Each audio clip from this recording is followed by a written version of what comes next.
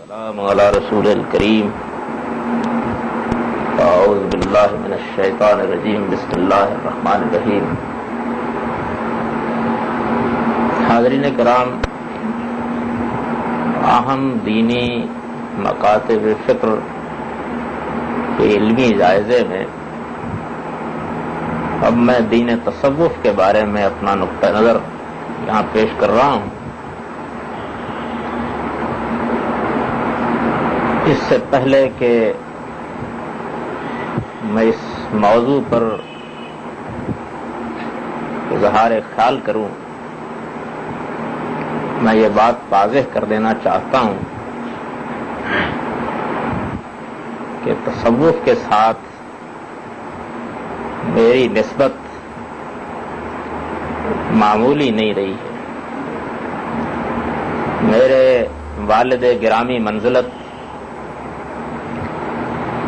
سلسلہ قادریہ جنیدیہ کے شیخ تصوف تھے. میں نے تصوف کو اپنے بچپن ہی سے بہت قریب سے دیکھا ہے اور تصوف کی بہت اعلیٰ ترین صورت کو بہت قریب سے دیکھا ہے. میں یہ کہا کرتا ہوں کہ میں نے تصوف پر دودھ کے دانت توڑے. بچپن ہی میں سب سے پہلے جو چیزیں مجھ کو پڑھنے کا موقع ملا ہے وہ ارباب تصوفی کی. جن نظریات اور خیالات سے میں ابتدائی میں واقف ہوا وہ بھی زیادہ تر انہی اکابر کے تھے. جن شخصیات کا ابتدا میں بہت اثر ہوا وہ بھی زیادہ تر اسی نقطہ نظر سے تعلق رکھتے ہیں. یہ بات ہر شخص جانتا ہے کہ بچپن میں بدو شعور میں آدمی جس نظریے اور جن شخصیات سے متاثر ہوتا ہے وہ اثر معمولی نہیں ہوتا. بعد کے زمانوں میں ہم بہت سی چیزوں کو چھوڑتے اور بہت سی چیزوں کو اختیار کرتے ہیں، لیکن ان کے ساتھ ہمارے جذبات کا وہ تعلق کم ہی پیدا ہوتا ہے جو ابتدائی زمانے میں کسی چیز کے ساتھ ہو سکتا ہے. چنانچہ یہ واقعہ ہے کہ تصوف نہ صرف یہ کہ اس زمانے میں میرے شب و روز کے مطالعے کی چیز بنا، مشاہدے کی چیز بنا، بلکہ اس کے ساتھ مجھے کم و بیش سن 72 تک بہت غیر معمولی لگاؤ رہا ہے. میں نے ابتدا میں دین کی صحیح ترین تعبیر اسی کو سمجھا. اس کے مقابلے میں باقی جتنی چیزیں بھی دین کی حیثیت سے پیش کی جاتی ہیں میرے لیے وہ فروتر قرار پائیں. میں نے ابتدا میں تصنیف و تالیف کا جو نقشہ اپنے لیے بنایا وہ تمام تر اسی تعبیر دین پر مبنی تھی. اور بہت ابتدا میں جو چیزیں بعض طالب علموں کو پڑھائیں ان میں بھی خصوص الحکم اور فتوحات اور ابقات جیسی چیزیں شامل ہیں. یہ سب تصوفی کی امہات کتب ہیں. اس وجہ سے یہ تو کوئی شخص جو مجھے جانتا ہے میرے بارے میں نہیں کہہ سکتا ہے کہ میں اس کوچے میں کوئی اجنبی آدمی ہوں. میں نے اس کو پڑھا ہی نہیں، اس کو ہضم ہی نہیں کیا، اس میں جذبات کی آنکھ ہی نہیں کھولی، اس کو چکھا بھی ہے، اس سے لذت اندوز بھی ہوا ہوں، اسے دل و دماغ میں بھی اتارا ہے. یہ ایک زمانے میں میرے لیے بڑے شر و انبساط کا باعث بھی رہا ہے. میں پوری دیانتداری کے ساتھ یہ عرض کرتا ہوں کہ جب علمی شعور پختہ ہوتا چلا گیا اور آہستہ آہستہ یہ بات واضح ہونے لگی کہ دین کے معاملے میں اس چیز کی کوئی اہمیت نہیں ہے کہ کوئی شخص کیا کہتا ہے یا چند اشخاص کیا کہتے ہیں. اس میں اصل اہمیت قرآن و سنت کی ہے. یہ حقیقت مجھ پر واضح ہوئی کہ اللہ تعالیٰ نے ہمارے اس دین کو سینہ بسینہ روایت پر نہیں چھوڑا ہے، بلکہ اس کے مستند ترین ماخذ حفاظت کی ذمہ داری خود لی ہے اور اس مستند ترین ماخذ کو قرآن کی حیثیت سے اس امت کو منتقل کیا ہے اور اس کے بارے میں پورے اطمینان کے ساتھ یہ کہا جا سکتا ہے کہ وہ جس طرح اللہ کے پیغمبر نے پیش کیا اسی طرح اب ہمارے ہاتھ میں ہے۔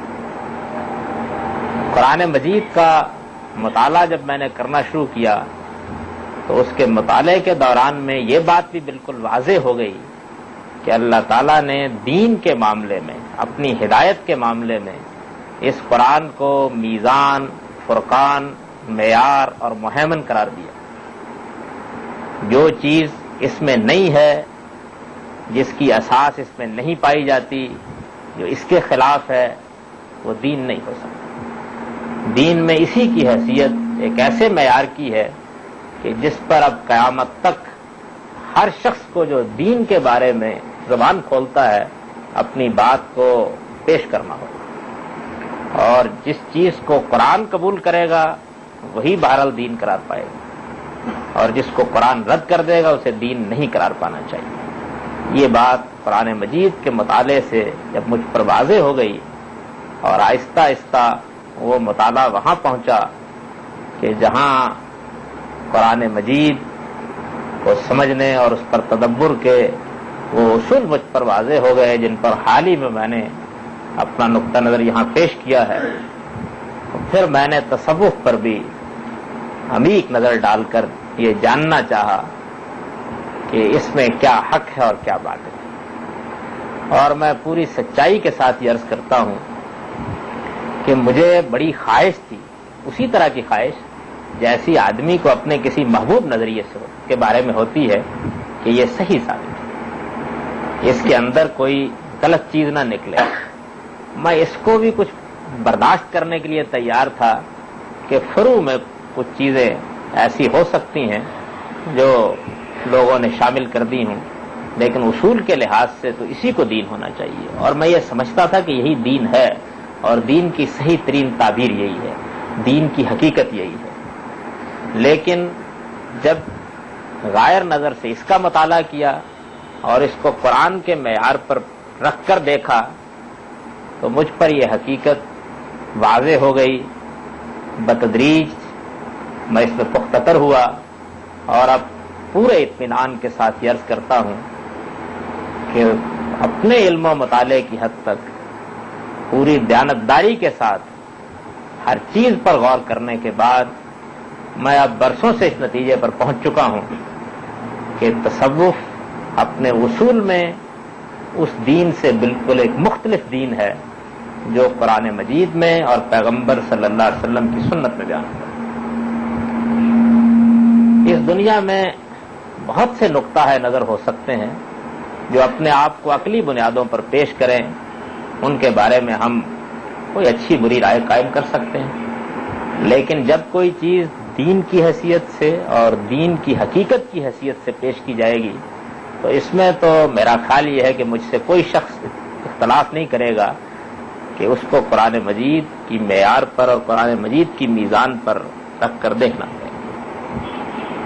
چنانچہ اس کو جب اس کی میزان پر رکھ کر دیکھا جاتا ہے تو اس کے دیکھنے کے دو پہلو ہو سکتے ہیں۔ ایک یہ ہے کہ یہ معلوم ہو کہ دین کے جو اصول قرآن مجید میں بیان کیے گئے ہیں ان میں اور اہل تصوف کے اصول میں تو کوئی فرق نہیں ہے، لیکن یہ ہوا ہے کہ بعض فروع کو سمجھنے میں، بعض اجتہادی امور کی تعین میں، بعض اصولی مسائل کے اطلاقات میں انہوں نے قرآن مجید یا سنت کے نقطہ نظر سے ذرا مختلف رائے قائم کر دی۔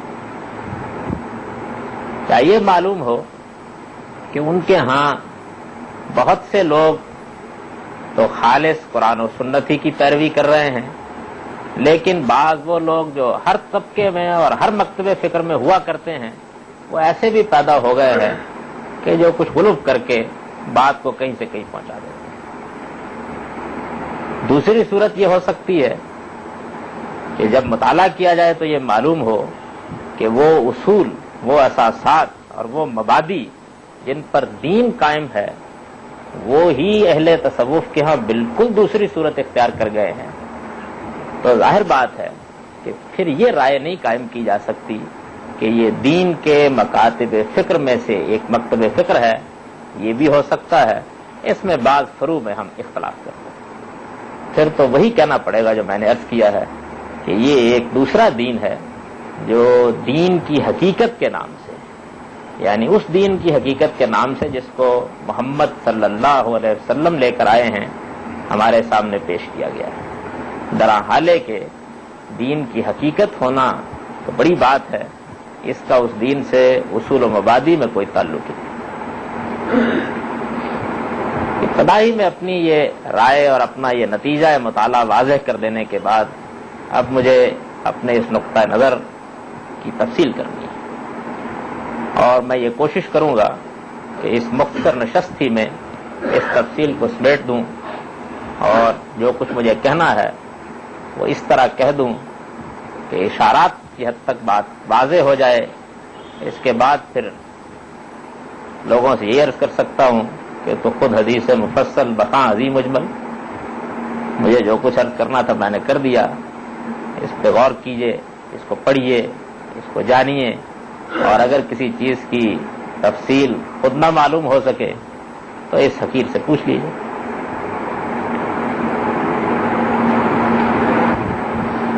تصوف کے بارے میں تحقیق کرتے وقت سب سے پہلی چیز جس کو نگاہ میں رکھنا چاہیے وہ یہ ہے، اور وہ تصوف ہی پر تحقیق کرنے میں کیا ہر نقطہ نظر پر تحقیق کرنے میں سامنے رہنی چاہیے، اور وہ یہ ہے کہ جو نقطہ نظر بھی اس دنیا میں عقلی بنیادوں پر پیش کیا جائے، دینی بنیادوں پر پیش کیا جائے، اس میں کچھ وہ لوگ ہوتے ہیں جو اس نقطہ نظر کو اعلیٰ دلائل کے ساتھ بیان کرتے ہیں، تقریر کی صورت میں، تحریر کی صورت میں، اور اس طرح وہ نقطہ نظر بالکل منقع ہو کر ہمارے سامنے آ جاتا ہے۔ کچھ لوگ وہ ہوتے ہیں کہ جو اس نقطہ نظر سے اپنے آپ کو متعلق قرار دیتے ہیں، لیکن بہرحال وہ نہ اس کے شارح ہوتے ہیں، نہ اس میں مصنف ہوتے ہیں، نہ اس طرح کوئی تقریر کرتے ہیں کہ جس کے ذریعے سے ہم ان کے نقطہ نظر کو جان سکیں، لیکن وہ اپنے آپ کو اس نقطہ نظر سے وابستہ قرار دیتے ہیں۔ اس میں ہر شخص اس بات سے اتفاق کرے گا کہ مطالعے کی اور تحقیق کی بنیاد انہی چیزوں پر رکھی جا سکتی ہے جو کہی گئی ہیں، جو لکھی گئی۔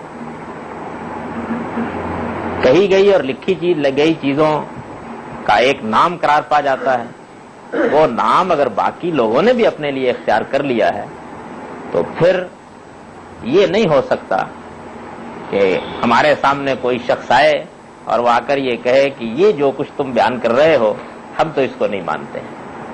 اگر وہ یہ کہتا ہے کہ ہم اس کو نہیں مانتے ہیں تو اس کے سامنے دو راستے ہیں، یا تو جو کچھ اس مکتب فکر کے مستند ماخذ میں بیان کیا جا رہا ہے وہ اس سے برات ظاہر کر دے، اور یا یہ ہے کہ وہ اس نام کو اختیار کرنے کی بجائے اپنے نقطہ نظر کے لیے کوئی دوسرا نام اختیار کر لے۔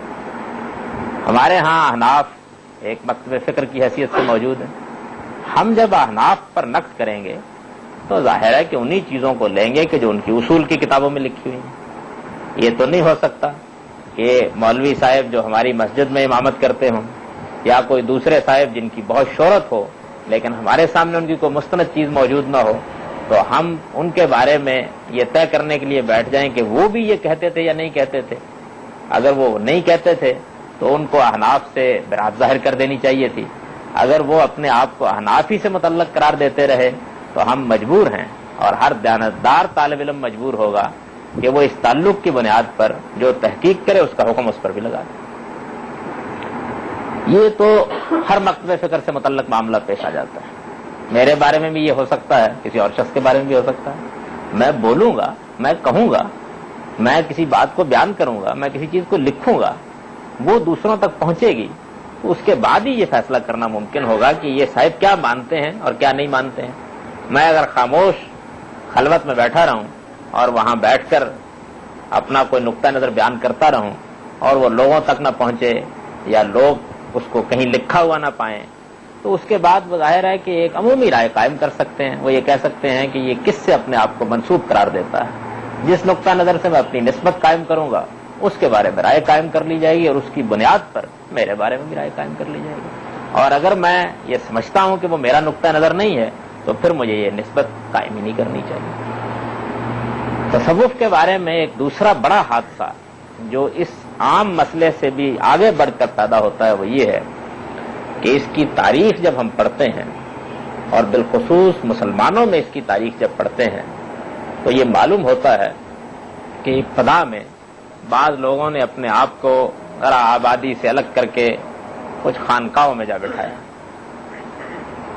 ان لوگوں کے بارے میں اب ہمیں اتنا ہی معلوم ہے کہ کچھ صاحب زہد و ورع لوگ تھے، دنیا سے الگ تھلگ رہتے تھے، لوگ ان کے پاس اپنی اصلاح کے لیے چلے جاتے تھے، ان کے بارے میں بہت زیادہ معلومات ہم کو حاصل نہیں۔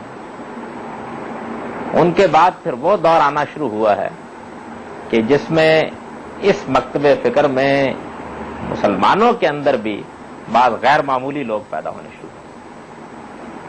ان لوگوں نے بھی اپنے مدرسوں کو سری مدرسوں کی حیثیت سے قائم کیا، یعنی وہ خلوت میں بیٹھتے تھے، اپنے ہاں آنے والے لوگوں میں انتخاب کر کے اپنی تعلیم ان تک پہنچاتے تھے، وہ باتیں ان کو کہتے تھے کہ جو وہ عام لوگوں کے سامنے نہیں کہتے تھے۔ لہذا اس وقت بھی فضا یہی رہی کہ ان کے بارے میں کیا رائے قائم کی جائے۔ اس میں یہ دلچسپ بات عرض کروں کہ جن دو بڑے آدمیوں کی ابتدائی تحریریں یا جن کے واقعات یا جن کی شہرت ہم تک پہنچی ہے، ان میں ایک جنید بغدادی ہیں اور ایک بایزید بستامی، دونوں بہت جلیل قدر صوفیہ میں سے، اور صوفیوں کے ہاں بڑی اہمیت ان کو حاصل ہے۔ ہم یہ جانتے ہیں کہ جنید بغدادی کی تاریخ پیدائش کے بارے میں اگرچہ محققین کے مابین بہت کچھ اختلاف ہے، لیکن زیادہ لوگوں کا اس پر اتفاق ہے کہ 215 میں پیدا ہوئے ہیں، 215 ہجری میں۔ وفات کے بارے میں کم و بیش سب لوگ یہ کہتے ہیں کہ 296، 97 اور 98 میں سے کسی سال میں ہوئی۔ یہ کم و بیش سمجھ لیجیے کہ 908، 907 عیسوی ہوگی۔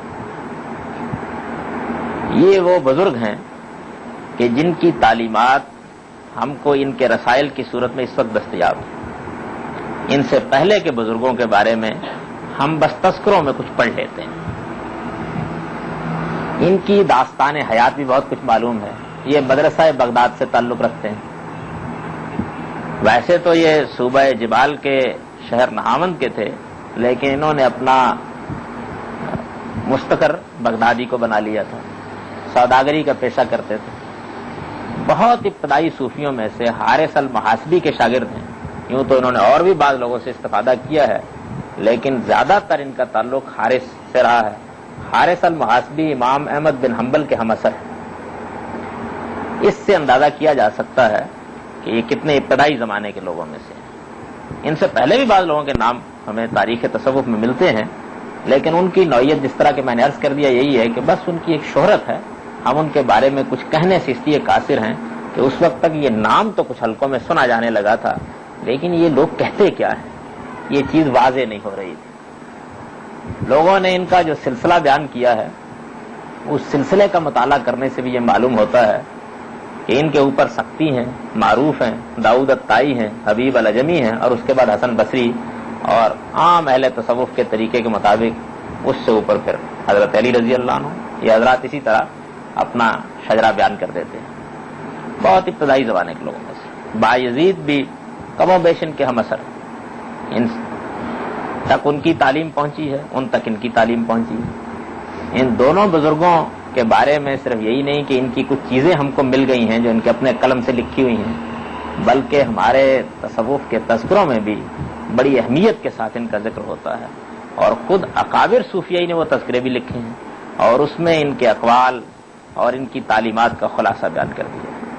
عام آدمی جو بہت زیادہ چیزیں نہ پڑھ سکتا ہو وہ مثال کے طور پر شیخ فرید الدین عطار کا تذکرۃ الاولیاء ہی پڑھ لے تو اس پر یہ بات واضح ہو جائے گی کہ ان لوگوں کی تعلیم کیا چیز رہی ہے۔ اب اس وقت ان کی تعلیم کچھ کچھ سامنے آنے لگی، ہمارے باتیں باہر نکلنے لگی۔ چنانچہ یہ مشہور واقعہ ہے کہ جب یہ باتیں باہر نکلنے لگی ہیں جنید کے زمانے میں، تو عباسی خلیفہ کے پاس اس کی شکایت پہنچی۔ بعض علماء و فقہا نے توجہ دلائی کہ یہ حضرات اپنی خلوتوں میں بیٹھ کر بہت الحاد اور زندگی کی باتیں کرتے ہیں، ایسی باتیں کرتے ہیں کہ جن باتوں کا دین سے کوئی تعلق نہیں ہے۔ اور اپنی بات کو ظاہر کرنے کے لیے بھی تیار نہیں ہے۔ اس موقع پر تمام اس مکتب فکر سے تعلق رکھنے والے لوگوں کو خلیفہ کے دربار میں حاضر ہو کر اپنی صفائی پیش کرنے کے لیے کہا گیا۔ تو یہ تاریخی واقعہ ہے کہ جنید بغدادی نے اس موقع پر یہ کہہ کر حاضری سے معذرت کر لی کہ میرا ان سے کیا تعلق ہے، میں تو ایک فقیہ، میں ایک فقیہ۔ یہ حدیث میں ابو ثور اور ابو عبید جیسے اکابر کے شاگرد ہیں، بہت سے لوگ ان کو سفیان ثوری کے شاگردوں میں شمار کرتے ہیں، اور اپنی عام مجالس میں ایک فقیہ کی حیثیت سے دینی معاملات پر بات بھی کرتے تھے۔ اس موقع کے اوپر انہوں نے یہ کہہ کر اپنے آپ کو مستثنی کر لیا۔ اب ظاہر بات ہے کہ جب ایک مکتب فکر کے لوگ اپنی تعلیم کو اس طرح چھپا رہے ہوں، محدود حلقوں میں بیان کر رہے ہوں، باہر جا کر اس کو اپنے ساتھ نسبت دینے کے لیے تیار نہ ہوں، ابتدائی زمانے میں یہ صحیح کر رہے ہوں کہ بس انہی لوگوں تک یہ بات پہنچے جو لوگ اس کا تحمل کر سکتے ہوں، تو باہر جو کچھ ہوگا ہے کہ وہ اور ہوگا، اور واقفان راز جو کچھ جانتے ہوں گے وہ بالکل اور ہوگا۔ چنانچہ جدید کے جو رسائل اب تباہ ہو گئے ہیں، ان کو اگر بالاستیاب پڑھیے تو اس میں ان کے خطوط بھی ہیں اور چیزیں بھی ہیں۔ بہت صاف لکھتے ہیں کہ میں نے ایک اپنے عزیز کو جو محرم راز ہے، بعض توحید کے مسائل لکھ کر بھیجے تھے، لیکن خط کسی اور کے ہاتھ چڑھ گئے، بڑی تشویش ہو گئی۔ اس طرح کی چیزیں یوں تو نہیں عام ہونی چاہیے۔ چنانچہ یہ واقعہ ہے کہ ہمارے ہاں انہی کے ذرا قریبی دور کے آدمیوں میں سے منصور حلاج ہیں۔ منصور حلاج کو اس کے نظریات کی بنیاد پر موت کی سزا دے دی گئی تھی۔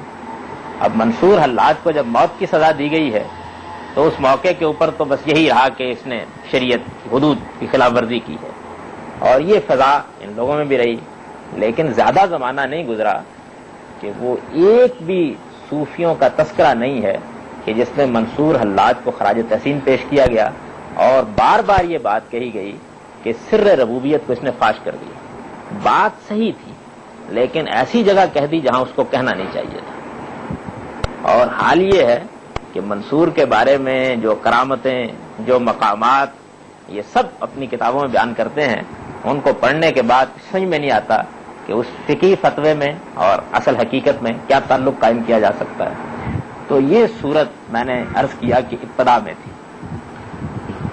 اس وقت ریاست کا نظام بہت قوی تھا، اور اس طرح کی چیزوں سے متعلق ریاست دلچسپی بھی لیتی تھی۔ یہ معلوم ہے کہ خلق قرآن کے مسئلے میں احمد بن حنبل کو بھی حاضر ہونا پڑا، اور حاضر ہی نہیں ہونا پڑا بلکہ سزائے تازیانہ برداشت کرنی پڑی۔ تو ان لوگوں کے ساتھ بھی اس طرح کا معاملہ ہو سکتا تھا، لیکن ان کا کہنا یہ تھا کہ ہم لوگ جو تعلیم دیتے ہیں وہ ہے ہی خواص کے لیے۔ خواص اور عوام کی اصطلاح بھی انہی لوگوں کے ہاں سب سے پہلے چلی۔ آہستہ آہستہ سیاسی اداروں میں اضمحلال آتا چلا گیا، اور ان لوگوں کے زہد و ورع کے افسانے بھی لوگوں میں پھیلنے لگے، کرامتوں کا شورا بھی ہونے لگا۔ عامت الناس کو بھی بہت حد تک ان کے بارے میں حسن ظن پیدا ہونا شروع ہو گیا۔ اس وقت اب ریاست کے لیے مشکل ہو گیا کہ وہ ان کے خلاف کوئی اقدام کرے۔ تب ان لوگوں کی وہ تحریریں سامنے آنے لگی ہیں جو مثلا حبیب ابن عربی، جس کو یہ شیخ اکبر کہتے ہیں اپنے ہاں، اس کی فتوحات میں یا اس کی فصوص الحکم میں دیکھتے ہیں۔ تو پہلی بار علمی دنیا کو صحیح اندازہ ہونے لگا کہ یہ لوگ کیا کہتے ہیں۔ اس کے خلاف نقد بھی ہوا، اور نقد ہونے کے بعد بتدریج ان کی تاریخ پڑھنے سے یہ معلوم ہوتا ہے کہ دو پہلوؤں سے یہ لوگوں سے متعلق ہونے لگے۔ اپنی خاص کتابوں میں اپنا نقطہ نظر بیان کرتے، عامت الناس میں وہ باتیں کرتے کہ جو عام شریعت کی باتیں، اور ان کے دین کا مطالعہ کرنے سے معلوم ہوتا ہے کہ یہ باتیں کرنے میں اصل دین پر کوئی خاص فرق نہیں پڑتا جس کو یہ پیش کرتے ہیں۔ چنانچہ ان کے نقطہ نظر سے یہ کوئی غلط حکمت عملی بھی نہیں تھی، اس کو پیش کرتے تھے۔ دو چہرے ان لوگوں کے سامنے آنے لگ گئے، وہ چہرہ جو عامت الناس میں سامنے آتا تھا، وہ چہرہ جو خواص میں سامنے آتا تھا۔ خواص وہ لوگ تھے جو ان کی مجالس میں جاتے تھے، یا وہ کتابیں تھیں جن کو ایسی زبان میں لکھا گیا تھا کہ ہر آدمی کے لیے ان کو پڑھنا اور ان کا مفہوم سمجھنا آسان نہیں تھا۔ فصوص اور فتوحات میں اس کی چند عبارتیں سامنے رکھ دوں اور اس کی شرح کرنا شروع کروں تو واقعہ یہ ہے کہ آپ سب پکار اٹھیں گے کہ تمہارا دماغ چل گیا، یہ کیا چیزیں ہم کو سنا رہے ہیں۔ اس طرح کی ادق عبارتیں اور ایسے زمانی فکرے کہ جن میں دو رائیں ہو سکتی ہوں، ایک پہلو سے ایک بات اس سے نکلتی ہو، دوسرے پہلو سے دوسری بات اس سے نکلتی ہو، تو یہ چیز ہونی شروع ہو گئی۔ پھر وہ وقت آ گیا کہ اس امت میں نہ صرف یہ کہ ان کے اپنے حلقے بلکہ علماء کے حلقے بھی ان سے متاثر ہونے لگ گئے، عامت الناس میں یہی چیز پھیلنے لگ گئی، اور نوبت وہاں تک پہنچ گئی کہ کسی شخص کے لیے اپنے آپ کو ایک اعلیٰ درجے کا دینی آدمی بنانے کی راہ ہی یہ سمجھی گئی کہ وہ تصوف کے کسی حلقے سے وابستہ ہو جائے۔ اس وقت پھر علماء کے حلقوں میں سے بعض جلیل القدر لوگ نہ صرف یہ کہ اس نقطہ نظر سے وابستہ ہوئے بلکہ انہوں نے شرح صدر کے ساتھ اس کو اختیار کیا، اور جب انہوں نے شرح صدر کے ساتھ اختیار کیا اور وہ علماء کے حلقے سے متعلق تھے، لوگوں میں ان کا علمی احترام بہت غیر معمولی تھا، جیسے مثلا غزالی، جیسے مثال کے طور پر ابو اسماعیل حروی، یہ اپنے زمانے کے جلیل القدر لوگوں میں سے۔ غزالی کے بارے میں تو ہم یہ جانتے ہیں کہ وہ اپنے زمانے ہی کے کیا بلکہ اس امت میں حجت الاسلام کے لقب سے موسوم ہے۔ تو اس طرح کے لوگوں نے جب اس کو قبول کیا تو انہوں نے پھر اس کی شرح و وضاحت کرنا شروع کی۔ چنانچہ ہمارے سامنے ابو اسماعیل حروی کی منازل السائرین بھی ہے، جس کے بارے میں بے تکلف یہ کہہ سکتا ہوں کہ وہ تصوف کی بہترین کتابوں میں سے، اور کل 40 صفحے کی کتاب ہے، لیکن اس کے بارے میں یہ بات کہی جا سکتی ہے کہ وہ تصوف کی بائبل ہے۔ دوسری جانب غزالی ہیں۔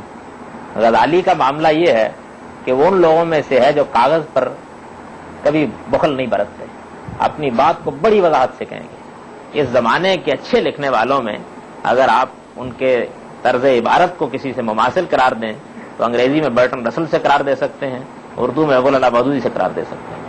اپنی بات بہت واضح، 2 اور 2 4 کی طرح سادہ الفاظ میں صاف طریقے پر کسی ابہام کے بغیر۔ چنانچہ ان کی احیاء علوم الدین اور ان کی کیمیائے سعادت اس طرح کی کتابیں جب سامنے آئیں تو پھر معلوم ہونا شروع ہوا کہ یہ اصل میں کیا دین ہے، اس کی حقیقت کیا ہے، اور اب یہ بھی ممکن نہ رہا کہ اس طرح کی سری نوعیت کی مجالسی تک یہ چیز محدود رہے۔ ان لوگوں نے پوری شان کے ساتھ اس کو قبول کیا، یہاں تک کہ غزالی جیسے شخص نے المنقذ من الضلال لکھی۔ المنقذ من الضلال ان کی ایک مختصر سی کتاب ہے جس میں وہ یہ بتاتے ہیں کہ میں ضلالت سے کس طرح حق تک پہنچا۔ وہ کتاب اب ہمارے یہاں اردو میں بھی ترجمہ ہو گئی ہے، بہت مختصر سی کتاب ہے، رسالہ کہیے، اس کو ہر شخص پڑھ سکتا ہے۔ اس میں انہوں نے یہ بیان کیا ہے کہ میرے زمانے میں یہ مکاتب فکر تھے، میں نے ان کا مطالعہ کیا، ان میں رہا، اور وہ جس سطح کے آدمی ہیں وہ معمولی سطح تو نہیں ہے، میں ان سے متاثر ہوا، لیکن آہستہ آہستہ مجھ پر یہ حقیقت واضح ہوئی کہ یہ سب ضلالت ہیں، یہاں تک کہ پھر مجھے ہدایت کی روشنی اہل تصوف کیا ملی۔ تو انہوں نے پوری طرح اپنے آپ کو اس نقطہ نظر سے متعلق کر کے پھر اسی کی بنیاد پر احیاء علوم الدین لکھی ہے، جو ان کی شرح آفاق کتاب ہے، اس میں کوئی شبہ نہیں ہے، یعنی اس نقطہ نظر سے ان کی اعلیٰ ترین تصنیفات میں سے ہے۔ یہ میں نے ساری داستان اس لیے سنائی کہ بالعموم جب تصوف پر تنقید کی جاتی ہے تو بعض ان بزرگوں کا حوالہ دے کر لوگ یہ کہتے ہیں کہ ان کی بات بتائیے، ان میں کیا غلطی ہے، ان کی ہمارے پاس کوئی تصنیف نہیں ہے، یا وہ تصنیفات ہیں کہ جو انہوں نے عامت الناس کے لیے لکھی ہیں۔ اس کی میں آخری زمانے میں مثال عرض کرتا ہوں، شاہ اسماعیل شہید ہیں، شاہ ولی اللہ کے پوتے ہیں۔ ہمارے ہاں ان کو یہ غیر معمولی حیثیت حاصل ہوئی ہے کہ انہوں نے تحریک جہاد کی قیادت کی، وہ سید احمد شہید کے سب سے بڑے لوگوں میں سے ہیں، ان کی وجہ سے ان کی اس قربانی اور انحصار کا بھی لوگوں پر بڑا غیر معمولی اثر ہے۔ ان کی کتاب تقویت الایمان بھی موجود ہے، ان کی کتاب اوقات بھی موجود ہے۔ تقویت الایمان میں جو دین بیان ہوا ہے اس کو ہمارے ہاں اہل حدیث حضرات بھی اپنے دین کی صحیح ترین تعبیر سمجھتے ہیں۔ وہ سب باتیں اس میں بیان ہوئی ہیں جو دین کے معاملے میں دین کو کوئی جاننے والا آدمی بیان کر دے گا۔ میں یہ نہیں عرض کر رہا ہوں کہ میں سب باتیں صحیح ہیں یا اس کے اسلوب تحریر سے مجھے اتفاق ہے، میں یہ عرض کرتا ہوں کہ اس کا موضوع اور اس میں مخاطب ہم آپ ہیں، اور ہم آپ ہیں تو وہ دین انہوں نے پیش کر دیا کہ جو ہمارے سامنے آنا چاہیے، لیکن ان کی ابقات موجود، ان کی ابقات معمولی کتاب نہیں ہے۔ میں سچ عرض کرتا ہوں کہ وحدت الوجود کے نقطہ نظر کو سمجھنے کے لیے اس سے بہتر کتاب شاید ہی پیش کی جا سکے۔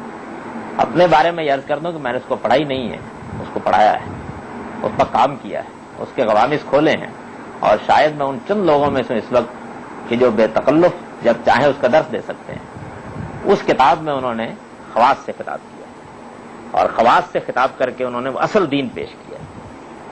اب ظاہر بات ہے کہ وہ آدمی جس نے تقویت الایمان پڑھی ہے، اس کو اگر میں یہ کہوں کہ شاہ اسماعیل شہید تو ارباب تصوف میں تھے، اصل دین تو ان کا وہی تھا، اور وہ دین اوقات میں بیان ہوا ہے. اور اوقات وہ کتاب ہے کہ ہمارے ہاں لوگ یہ کہہ دیتے ہیں کہ بڑے بڑے علماء کے لیے بھی اس کو پڑھنا آسان کام نہیں ہے. تو ایک عام آدمی کیا کرے گا؟ وہ یہ کہے گا کہ یہ تم کس شخص کے بارے میں کہہ رہے ہیں؟ ہم تو اس کی تقویت الایمان پڑھے ہوئے ہیں، ہم اس کو جانتے ہیں، ہم نے اس کی جہاد کی سرگرمیاں دیکھی ہیں. یہ کہہ دے گا. یہ کہہ دینے کے بعد معاملہ بظاہر معلوم ہوگا کہ مبہم ہو گیا، لیکن کسی چیز کی حقیقت کو جاننے کے لیے آدمی کو ایک دیانتدار طالب علم بننا پڑتا ہے، اس کے اندر اتر کر دیکھنا پڑتا ہے، اس کے پردے چاک کرنے پڑتے ہیں، اس کی حقیقت تک پہنچنا پڑتا ہے، تب جا کر اس کے بارے میں صحیح رائے قائم کرتا ہے. ارباب تصوف کے نقطہ نظر کو جاننے کے لیے بھی اس تاریخ پر بھی نگاہ ڈالنا ضروری ہے.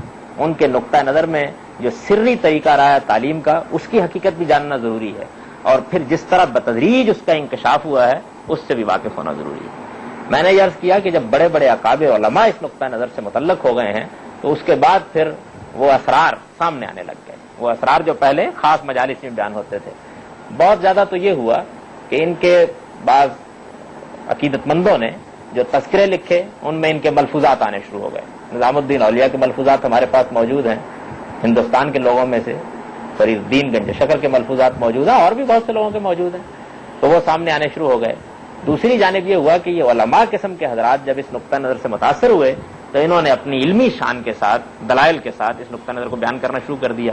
چنانچہ میں نے جس طرح کے غزالی کا ذکر کیا، جس طرح ابو اسماعیل حروی کا ذکر کیا، ہمارے اس بر صغیر ہندوستان میں شاہ ولی اللہ کا خانوادہ یوں سمجھ لیجئے کہ اس نقطہ نظر کا سب سے بڑا لمبردار بن کھڑا ہوا. اب شاہ صاحب کی ایک شخصیت وہ ہے کہ جس میں وہ ہمارے لیے دین پیش کرتے ہیں. وہ بہت بڑے عالم ہیں. دین کے معاملے میں یہ واقعہ ہے کہ ان کی نظر بھی بڑی وسیع ہے، وہ بہت معلومات رکھتے ہیں. جب وہ کسی موضوع پر کلام کرتے ہیں تو بڑی مجتہدانہ شان کے ساتھ کلام کرتے ہیں. ان کا اس بر صغیر کے لوگوں پر غیر معمولی علمی اثر بھی ہوا ہے. اتنا اثر ہے کہ وہ امام الہند بجا طور پر کہے جاتے ہیں، اور ان کی بہت سی تصنیفات جو تقویت الایمان کی طرح کی ہیں، یعنی جن میں مجھے اور آپ کو مخاطب کیا گیا ہے، ان میں ظاہر بات ہے قابل اعتراض چیزیں بھی تلاش کرنی مشکل ہو جاتی ہیں. اس میں وہ شریعت کی زبان میں گفتگو کرتے ہیں. لیکن انہی کی دوسری تصنیفات حماد ستات جب ہم اٹھا کر دیکھتے ہیں، فیوز الحرمین وغیرہ، تو معلوم ہوتا ہے کہ ہم ایک دوسرے شاہ ولی اللہ سے ملاقات کر رہے ہیں.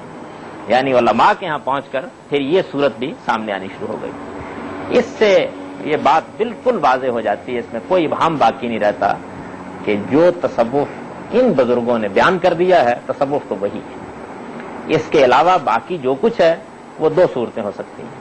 یا تو یہ ہے کہ ایک آدمی اس حقیقت سے واقف ہے کہ تصوف یہ ہے، لیکن وہ بالکل وہی طریقہ اختیار کر رہا ہے ہم لوگوں سے مراد یعنی ان لوگوں کو جو دین کی بنیاد پر نقد کرتے ہیں تنقید سے بچنے کے لیے کہ تصوف تو بس یہ چیز ہے، حالانکہ اس اسم کا مسمى بالکل واضح ہو چکا ہے. یعنی اس پر تاریخ گواہی دے چکی ہے. اکابر اہل علم نے اس کو اختیار کیا ہے، اپنایا ہے، اور پھر اپنی تصنیفات میں 2 اور 2 4 کی طرح واضح کر دیا ہے. اس وضوح کے بعد اس کے بارے میں 2 رائے نہیں ہو سکتی. تو وہ آدمی اگر یہ کرتا ہے تو ظاہر بات ہے کہ وہی طریقہ اختیار کر رہا ہے جو ابتدا میں صوفیہ نے اختیار کیا کہ بات خواص میں کہنے کی ہے اور وہ خواص میں کہی جائے گی، لیکن بہرحال جب عامت الناس پوچھیں تو اس پہلو سے اس کو بیان کر دینا چاہیے. یا دوسری صورت یہ ہے کہ اس نے نام تو سن رکھا ہے اس کا، لیکن اس سے واقف نہیں، یہ جانتا نہیں ہے کہ یہ کیا چیز ہے. ادھر ادھر کہیں بیٹھ کر کچھ لوگوں کے پاس اس نے جان لیا ہے کہ یہ اصل میں اس طرح کی کوئی چیز ہے، اور اس طرح کی چیز کی چونکہ دین سے بظاہر مغایرت نہیں ہے تو وہ یہ سمجھتا ہے کہ میں اس کو پیش کر سکتا ہوں. 2 ہی رائیں ہو سکتی ہیں، تیسری کوئی صورت اس معاملے میں نہیں ہو سکتی. میں نے ابتدا میں یہ عرض کر دیا تھا کہ تصوف کا مطالعہ کرتے ہوئے ہم بالکل وہی نقطہ نظر اور یہ خالص علمی نقطہ نظر اختیار کریں گے کہ اس کے جلیل القدر لوگوں نے جس طریقے سے اس کی شرح وضاحت کی ہے اس کی مستند ترین تعبیر وہی ہے. اس کے بعد جو باقی لوگ وابستہ ہیں وہ یا تو اس سے برات کا ظاہر کر دیں، اور اگر برات ظاہر نہیں کرتے تو پھر یہ ثابت کریں کہ یہ جو کچھ ان لوگوں نے بیان کی ہے یہ تصوف نہیں ہے. ہم جب تنقید کر رہے ہیں تو اس کی مستند ترین تعبیرات ہی کو لے کر تنقید کریں گے، اس کے اکابر کی تحریروں ہی کو سامنے رکھیں گے. ہم ظاہر بات ہے کہ جنید پر تنقید کریں گے اس لیے کہ ان کی چیزیں ہمارے پاس موجود ہیں. ابن عربی پر تنقید کریں گے اس لیے کہ ان کی چیزیں ہمارے پاس موجود ہیں. غزالی پر تنقید کریں گے اس لیے کہ ان کی تصنیفات ہمارے پاس موجود ہیں. شاہ ولی اللہ پر تنقید کریں گے اس لیے کہ ان کا لکھا ہوا ہم پڑھ سکتے ہیں. ہم شاہ اسماعیل پر تنقید کریں گے اس لیے کہ ان کی تصنیفات کا مطالعہ کر سکتے ہیں. تو اس وجہ سے یہ جان لینا چاہیے کہ وہ چیزیں اور وہ کتابیں جو تصوف کی حقیقت بیان کرنے کے لیے لکھی گئی ہیں وہی اس باب میں زیر بحث آنی چاہیے۔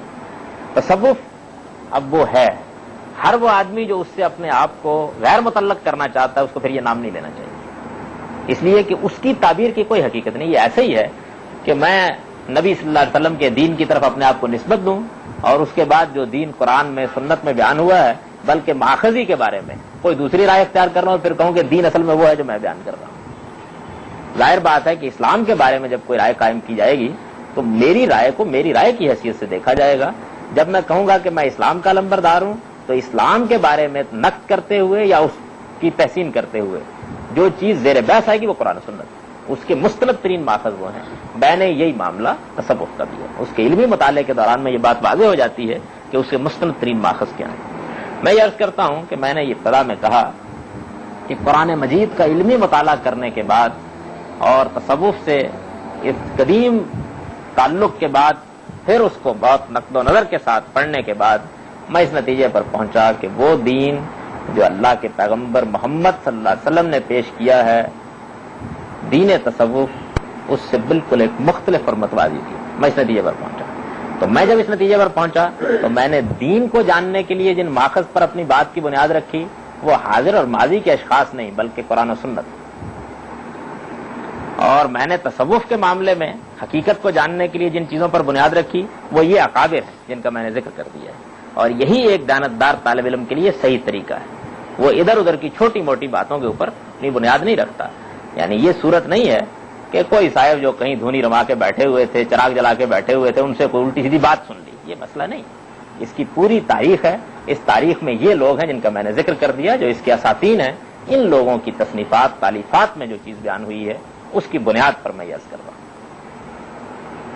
یہ حقائق واضح طور پر جان لینے کے بعد اب ذرا ایک نظر یہ ڈالیے کہ وہ کیا چیزیں ہیں جو دین میں اصول اور اساس کی حیثیت رکھتی ہیں، ان کے بارے میں دین قرآن و سنت کی بنیاد پر کیا کہتا ہے اور ارباب تصوف کیا کہتے ہیں۔ میرا خیال یہ ہے کہ اس بات سے کوئی شخص اختلاف نہیں کرے گا کہ دین میں سب سے بڑی اور سب سے بنیادی چیز توحید ہے، یعنی قرآن مجید کے بارے میں اگر یہ کہا جائے کہ وہ تعلیم کس چیز کی دینے کے لیے آیا ہے اور اس چیز کو ایک لفظ میں بیان کیا جائے تو ہم کہیں گے کہ وہ توحید ہے، اس پہ تو کوئی دو رائیں ہو نہیں سکتی۔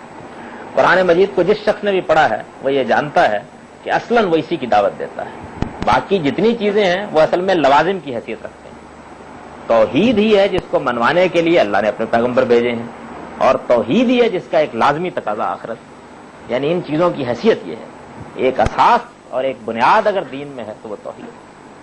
توحید کے بارے میں ظاہر بات ہے کہ جب وہ قرآن مجید کا اصل موضوع ہے اور وہ دین کی اس کو اساس قرار دیتا ہے تو قرآن مجید نے اس کی شرح و وضاحت میں تو کوئی کمی نہیں کی ہوگی۔ قرآن مجید کو پڑھ لیجئے، اس میں بڑی تفصیل کے ساتھ اللہ تعالیٰ نے یہ بتایا کہ توحید کیا ہے، یہ بتا دیجیے، اور یہ بات واضح طور پر جان لیجئے کہ اس توحید کو جب اللہ کے پیغمبر نے بھی اور اللہ تعالیٰ نے بھی ہمارے لیے دو لفظوں میں بیان کیا ہے تو اس کو کلمہ طیبہ کی شکل دے دی، لا الہ الا اللہ، اشہد ان لا الہ الا اللہ، میں شہادت دیتا ہوں کہ اللہ کے سوا کوئی الہ نہیں، یعنی گویا یوں سمجھ لیجئے کہ اللہ ہی کو تنہا الہ ماننا یہ توحید ہے۔ اب اللہ ہی کو تنہا الہ ماننا کیا ہے، اس کے لوازم کیا ہیں، اس کے تقاضے کیا ہیں، قرآن مجید ان کو بیان کرنے کے معاملے میں کوئی کسر اٹھا نہیں رکھتا، اور اسے اس بات پر اصرار ہے کہ توحید کی ابتدا بھی یہ ہے، توحید کی انتہا بھی یہ ہے۔ توحید کوئی ایسی چیز نہیں ہے کہ جس کے بارے میں یہ ہو کہ اس پر پردہ پڑا ہوا ہے، وہ ایک واضح حقیقت ہے۔ قرآن مجید کو اس بات پر اصرار ہے کہ اللہ کے پیغمبر اسی کی دعوت دینے کے لیے آئے ہیں، اور انہوں نے اس کو اس طرح بیان کر دیا ہے کہ اس زمین کے اوپر انسانوں پر حجت پوری کر دی ہے، کوئی ابہام اس کے بارے میں باقی نہیں رکھا۔ یہ توحید الوہیت، یعنی اللہ تعالیٰ کے سوا کوئی الہ نہیں، اہل تصوف بہت صاف صاف واضح طریقے پر، وہ اہل تصوف جن کا میں نے ذکر کیا ہے، وہ اکابر جن کا میں نے نام لیا ہے، یہ کہتے ہیں کہ وہ توحید جو لا الہ الا اللہ میں بیان ہوئی ہے یہ توحید کی ابتدا ہے، یہ توحید کا پہلا درجہ ہے۔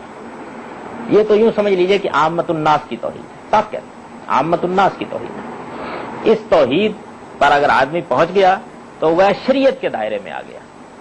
اس کے بعد توحید کے مدارج ہیں، جن کو غزالی نے 4 بیان کر دیا اور باقیوں نے 3، یعنی اس کو شامل کر کے مدارج بیان کر دیتے ہیں۔ وہ مدارج ہیں کہ جن میں توحید در حقیقت اپنے آخری درجے پر پہنچ کر وحدت الوجود کی صورت اختیار کر لیتی ہے، صاف صاف کہتے ہیں کہ توحید کا آخری مقام یہی وحدت الوجود ہے۔ وحدت الوجود ایک خاص فلسفہ ہے۔ وہ آدمی جس نے اس فلسفے کا مطالعہ کیا ہوئے جانتا ہے کہ یہ کوئی حادث چیز نہیں ہے جو ہم مسلمانوں نے اپنے ہاں پیدا کر لی ہے۔ اس کی تاریخ بڑی لمبی ہے اور بڑی پرانی ہے۔ یہ قدیم یونان میں بھی رہا ہے، پلاطینوس اس کا سب سے بڑا لمبردار رہا ہے، شنکر آچاریہ وغیرہ نے اسی کو پیش کیا ہے، رام نوج وغیرہ نے اسی کی تعلیم دی ہے، گیتا میں یہی بیان ہوا ہے، ویدوں میں سے بعض کا موضوع بھی یہی ہے، اپنشدوں میں بھی یہی بیان ہوا ہے۔ مغرب کے بڑے بڑے فلسفیوں میں سے فختے ہے، بینزکوٹ ہے، شوپنہار ہے، یہ لوگ اسی کے لمبردار رہے ہیں۔ یعنی یہ ایسی چیز نہیں ہے کہ جو ہم سے ہی متعلق ہے۔ دنیا کے اندر پرانے علم میں بھی اس کی اساسات موجود ہیں اور دنیا میں نئے علم میں بھی اس کی اساسات موجود ہیں۔ یہ کیا چیز ہے؟ سادہ ترین لفظوں میں یوں سمجھ لیجئے کہ یہ حضرات یہ کہتے ہیں کہ ذات خداوندی ہے جس کے لیے وجود ثابت ہے۔ وجود حقیقت کے اعتبار سے ذات خداوندی ہی ہے۔ عالم کو وجود نہیں مانا جا سکتا۔ عالم تو در حقیقت ذات خداوندی کے تعینات کا نام ہے، اور یہ تعینات ایسے ہی ہیں جس طرح کے تجلیات ہیں۔ اس کو مختلف صورتوں میں سمجھاتے ہیں، اس کے بعد یہ بتاتے ہیں کہ اللہ تعالیٰ کی ذات مرتبہ لاہوت سے کس طرح مرتبہ احدیت واحدیت اور اس طرح تنزلات ستہ جسے یہ کہتے ہیں، اس میں مختلف تعینات قبول کرتی چلی آئی ہے، یہاں تک کہ ان تعینات کے بعد یہ عالم بن گیا۔ یعنی یوں سمجھ لیجئے، بڑی اچھی مثال دی ہے شاہ اسماعیل شہید نے کہ لوہے سے تلوار بھی بنتی ہے، لوہے سے چاقو بھی بنتا ہے، لوہے سے تالا بھی بنتا ہے، بہت سی چیزیں بنتی ہیں، تیر تفنگ بھی بنتے ہیں، توپ بھی بنتی ہے، لیکن وہ چیز جس کو لوہا کہتے ہیں وہ ان سب کے اندر جاری و ساری ہے۔ وہ یوں سمجھ لیجئے کہ اس کی حیثیت اصل مادے کی ہے جس سے یہ سب چیزیں وجود میں آئی۔ وہ یہ کہتے ہیں کہ یہ تشبیہ ہے سمجھانے کے لیے، بس یہی تعلق ہے عالم کے ساتھ ذات خداوندی کا۔ عالم کی حقیقت نہیں ہے کوئی، یہ تو اصل میں شون ہے، احوال ہیں۔ یوں سمجھ لو کہ جس طریقے سے تم ایک شمع جلاؤ اور اس کا عکس پڑ رہا ہو، جس طرح آفتاب سے شعاعیں نکلتی ہیں اور وہ منور کر دیتی ہیں عالم کو، یعنی اس کی حقیقت بالکل اسی طرح کی۔ یہ بات کہ ذات خداوندی ہی تنہا وجود رکھتی ہے اور یہ ماننا کہ تنہا وجود اسی کا ہے اور عالم کے وجود کا انکار کرنا، یہ ہے وحدت الوجود کی سادہ ترین الفاظ میں تعبیر۔ یہ وحدت الوجود کی تعبیر ہے۔ وحدت الوجود کی اس تعبیر پر مجھے اس پر گفتگو نہیں کرنی، اس لیے کہ اگر اس پر میں گفتگو کروں تو یہ بجائے خود فلسفہ ایک مفصل لیکچر کا متقاضی ہے۔ میری زندگی اسی کو پڑھتے پڑھاتے گزری ہے، میں اس کو سمجھا بھی دوں گا اور بہت عام آدمی کی سطح پر آ کر سمجھا دوں گا، لیکن میں صرف یہ بتانا چاہتا ہوں کہ یہ جو کچھ کہتے ہیں کہ اصل توحید یہ ہے، قرآن مجید کو شروع سے لے کے آخر تک پڑھ جائیے، اس میں اس کا کہیں شائبہ بھی موجود ہے، وہ اس سے بالکل خالی ہے۔ وہ توحید الوہیت کو منوانا چاہتا ہے، اسی کو بیان کرنا چاہتا ہے۔ چنانچہ وہ لوگ کہ جو اس کا مطالعہ کرنا چاہیں، وہ میں یہ خاص طور پر عرض کروں گا کہ منازل السائرین کی جو بڑی معروف شرح لکھی ہے ابن قیم رحمۃ اللہ علیہ نے مدارج السالکین کے نام سے، اس میں خاص طور پر آخری باب میں اہل تصوف کی اس توحید کے اوپر ابن تیمیہ کا وہ تبصرہ پڑھیں جو ابن قیم نے اپنے جلیل القدر شیخ کی زبان سے نقل کر دیا۔ بڑے انہوں نے غیر معمولی اہمیت کے ساتھ یہ کہا ہے کہ وہ توحید جس کو تم توحید کا پہلا درجہ کہتے ہو، وہی توحید ابراہیم خلیل اللہ کی توحید ہے، وہی توحید موسیٰ علیہ السلام کی توحید ہے، وہی توحید عیسیٰ علیہ السلام کی توحید ہے، وہی توحید ہے جس کو محمد صلی اللہ علیہ وسلم لے کر آئے ہیں۔ اس سے آگے توحید کا کوئی درجہ نہیں ہے۔ توحید کی ابتدا بھی یہ ہے، توحید کی انتہا بھی ہے۔ اور تبصرے کو پڑھیے، ایمان تازہ ہو جاتا ہے۔ یہ جو تم توحید بیان کر رہے ہو یہ تمہاری توحید ہو سکتی ہے۔ تو ان لوگوں کے ہاں توحید کا آخری درجہ یہ ہے۔ اس سے بحث نہیں اس وقت کہ ان کی توحید صحیح ہے یا قرآن کی توحید صحیح ہے۔ کوئی آدمی اگر اس پر بحث کرنا چاہے تو یہ الگ موضوع ہے، میں یہ کہتا ہوں کہ یہ اس سے مختلف۔ قرآن مجید میں جو توحید بیان ہوئی ہے وہ بالکل دوسری، اس نقطہ نظر کا کوئی شائبہ بھی اس میں نہیں پایا جاتا۔ اور جو توحید یہ لوگ بیان کرتے ہیں، بہرحال قرآن مجید کی توحید کا اس سے کوئی تعلق ثابت نہیں کیا جا سکتا۔ ان کو مسلمانوں کے اندر رہنا ہے، چنانچہ یہ کہتے ہیں کہ یہ عامت الناس کی توحید ہے اور یہ توحید کا پہلا درجہ ہے، پھر دوسرا، پھر تیسرا بیان کرتے چلے جاتے ہیں۔ اب دیکھیے کہ ان کے درمیان ایک بحث پیدا ہو گئی۔ میں یہ کہتا ہوں کہ یہ اس سے مختلف، قرآن مجید میں جو توحید بیان ہوئی ہے وہ بالکل دوسری، اس نقطہ نظر کا کوئی شائبہ بھی اس میں نہیں پایا جاتا، اور جو توحید یہ لوگ بیان کرتے ہیں بہرحال قرآن مجید کی توحید سے اس سے کوئی تعلق ثابت نہیں کیا جا سکتا۔ ان کو مسلمانوں کے اندر رہنا ہے، چنانچہ یہ کہتے ہیں کہ یہ عامت الناس کی توحید ہے اور یہ توحید کا پہلا درجہ ہے، پھر دوسرا، پھر تیسرا بیان کرتے چلے جاتے ہیں۔ اب دیکھیے کہ ان کے درمیان ایک بحث پیدا ہو گئی۔ وہ بحث یہ پیدا ہو گئی کہ وہ لوگ جو یہ کہتے ہیں کہ وحدت الشہود ہی اصل توحید ہے، وہ جب یہ کہتے ہیں کہ وجود صرف اللہ ہی کے لیے ہے، یہ ماننا در حقیقت توحید ہے۔ اگر تم عالم کے لیے بھی وجود مانو گے تو یہ شرک ہو جائے گا۔ جب وہ یہ کہتے ہیں تو وہ عالم کی نفی کرنا شروع کر دیتے ہیں، عالم نہیں ہے، اس کی کوئی حقیقت نہیں، اور اس نفی میں بڑا غیر معمولی ان کو غلو ہوتا ہے۔ جب یہ غلو اپنی انتہا کو پہنچ جاتا ہے تو اس وقت بعض لوگ یہ محسوس کرتے ہیں کہ اس کا ایک نتیجہ نکلے گا۔ وہ نتیجہ یہ نکلے گا کہ عالم تو بہرحال ایک حقیقت کے طور پر آدمی محسوس کرتا ہے نا، ہے یا نہیں یہ الگ بحث ہے۔ جب محسوس کرتا ہے، میں اپنے آپ کو محسوس کرتا ہوں، اپنے آپ کو محسوس کرتے ہیں، تو اس سے بڑی غلط فہمی پیدا ہو جائے گی۔ تو انہوں نے یہ کہا کہ عالم کا وجود مرتبہ وہم میں ثابت ہے۔ مرتبہ وہم میں کیسے کوئی چیز ثابت ہوتی ہے؟ مرتبہ وہم میں یوں ثابت ہوتی ہے کہ مثلا میں نے خیال کیا اس کمرے کا، اب اس کمرے کا جو خیال کر کے میرے ذہن میں نقشہ بنا ہے اس کی کوئی حقیقت نہیں ہے، لیکن وہ مرتبہ وہم و خیال میں ایک چیز وجود میں آ گئی ہے۔ لیکن مرتبہ وہم ہی میں صحیح ہے، تو جب ہے تو یہ نہیں کہنا چاہیے کہ وجود میں وحدت ہے، یہ کہنا چاہیے شہود میں وحدت ہے۔ یہ فرق ہے وحدت الوجود اور وحدت الشہود، اور کوئی فرق نہیں۔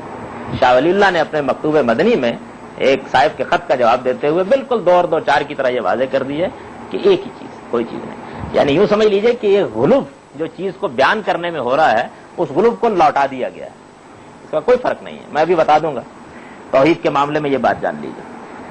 میں نے بھی عرض کیا کہ جس توحید کا قرآن علمبردار ہے وہ یہ کہتا ہے کہ وہ کوئی سر نہیں ہے، وہ ایک واضح حقیقت ہے، اس کی گواہی اللہ کے پیغمبروں نے دی ہے، اس کی گواہی ملائکہ نے دی ہے، اس کی گواہی اللہ نے خود دی ہے، اور وہ ایک ایسی حقیقت ہے کہ جس کو وہ دنیا کو بتانے کے لیے آئے تھے، ان کی بعثت کا مقصد ہی ہے۔ صاف صاف الفاظ میں کہتا ہے، قرآن کو پڑھنے والا کوئی آدمی بھی یہ انکار نہیں کر سکتا۔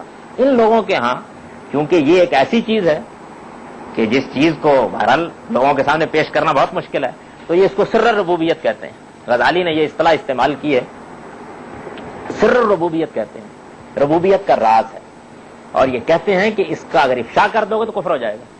یعنی پیغمبر اپنی توحید کو پہنچانے کے لیے اس طرح مکلف ہے کہ قرآن مجید ان کو خطاب کر کے کہتا ہے کہ اگر تم نے اس کو نہ پہنچایا فما بلغت رسالت، تو تم نے رسالت کی ذمہ داری ادا نہیں کی۔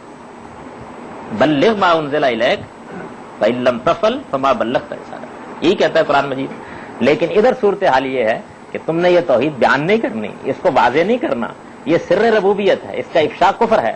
اس کو اگر بیان کر دیا تو معاملات بالکل دگرگوں ہو جائیں گے۔ کیوں کفر ہے؟ اس سے کیا مسائل پیدا ہوتے ہیں یعنی اس کے افشا سے، وہ میں عرض کر چکا ہوں تاریخ میں۔ یہ پہلا مقدمہ جان لیجئے، اور اس کے بعد ان اکابر کی ذرا تصریحات سنیے اس کے بارے میں، یہ کیا کہتے ہیں اور کس طرح اس کو بیان کرتے ہیں۔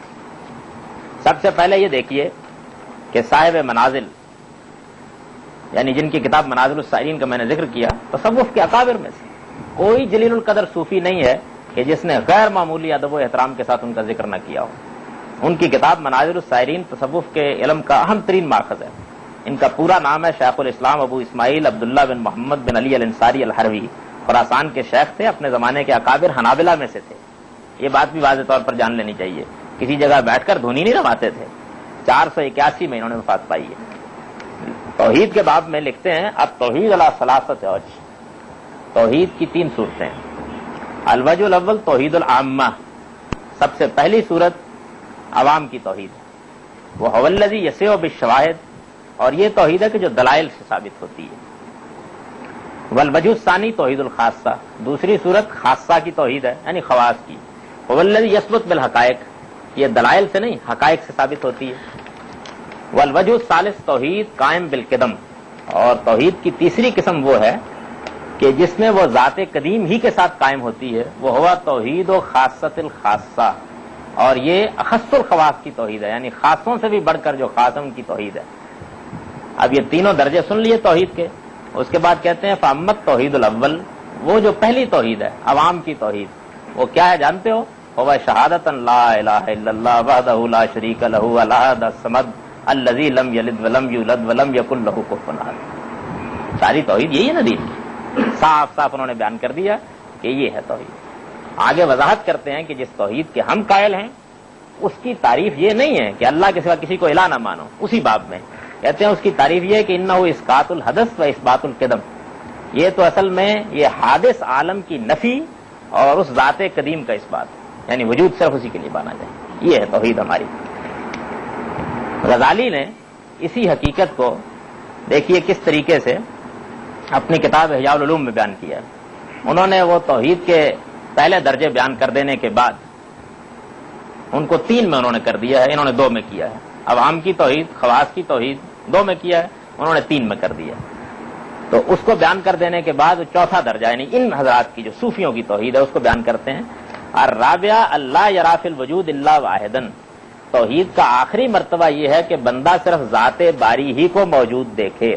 وہیا مشاہدۃ الصدیقین و تسمیہ الصوفیہ الفنا فی التوحید، یہی ہے در حقیقت جو صدیقوں کا مشاہدہ ہے، یعنی جو سب سے بڑا مرتبہ قرآن میں اہل ایمان کا بیان ہوا ہے صدیق کا، یہ ان کا مشاہدہ ہے، یعنی یہ توحید ہے جس کو انہوں نے خود دیکھا ہے۔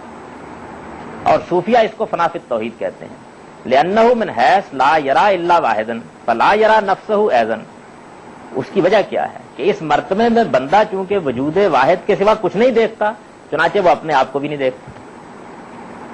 وَإِن لَّمْ يَرَى نَفْسَهُ لِكَوْنِهِ مُسْتَغْرَقًا بِالتَّوْحِيدِ كَانَ فَانِيًا عَن نَفْسِهِ فِي تَوْحِيدِهِ، اور جب وہ توحید میں اس استغراق کے باعث اپنے آپ کو بھی نہیں دیکھتا تو اس کی ذات اس توحید میں فنا ہو جاتی ہے۔ بمعنی انه فنا عن رؤیت نفسه والخلق، یعنی اس کی نوعیت یہ ہوتی ہے کہ اس مرتبے میں اس کا نفس اور مخلوق دونوں اس کی نگاہوں سے معدوم ہو جاتے ہیں۔ یہ توحید کا آخری مرتبہ ہے۔ یہ عبارت احیاء العلوم کی 4 جلد میں 240 صفحے پر بیان ہوئی ہے۔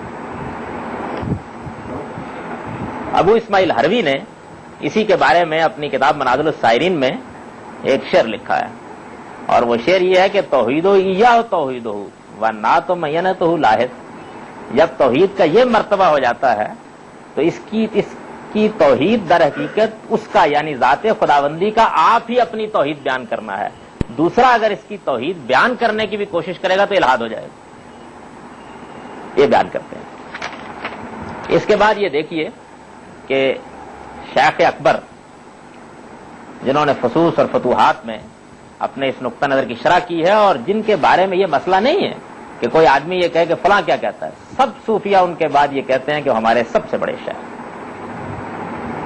شیخ مجدد نے بھی ان سے اختلاف کیا، علمی اختلاف، لیکن ان کا بڑا مرتبہ بیان کیا اپنے مکتوبات میں۔ وہ کہتے ہیں فمن رال حق منہ ففی بیانہ فذالک العارف، بس جس نے حق کو حق سے حق میں چشم حق سے دیکھا وہی عارف ہے۔ ومن رال حق منہ فی بیان نفسہ فذالک غیر العارف، اور جس نے حق کو حق سے حق میں دیکھا مگر بچشم خود دیکھا وہ عارف نہیں ہے۔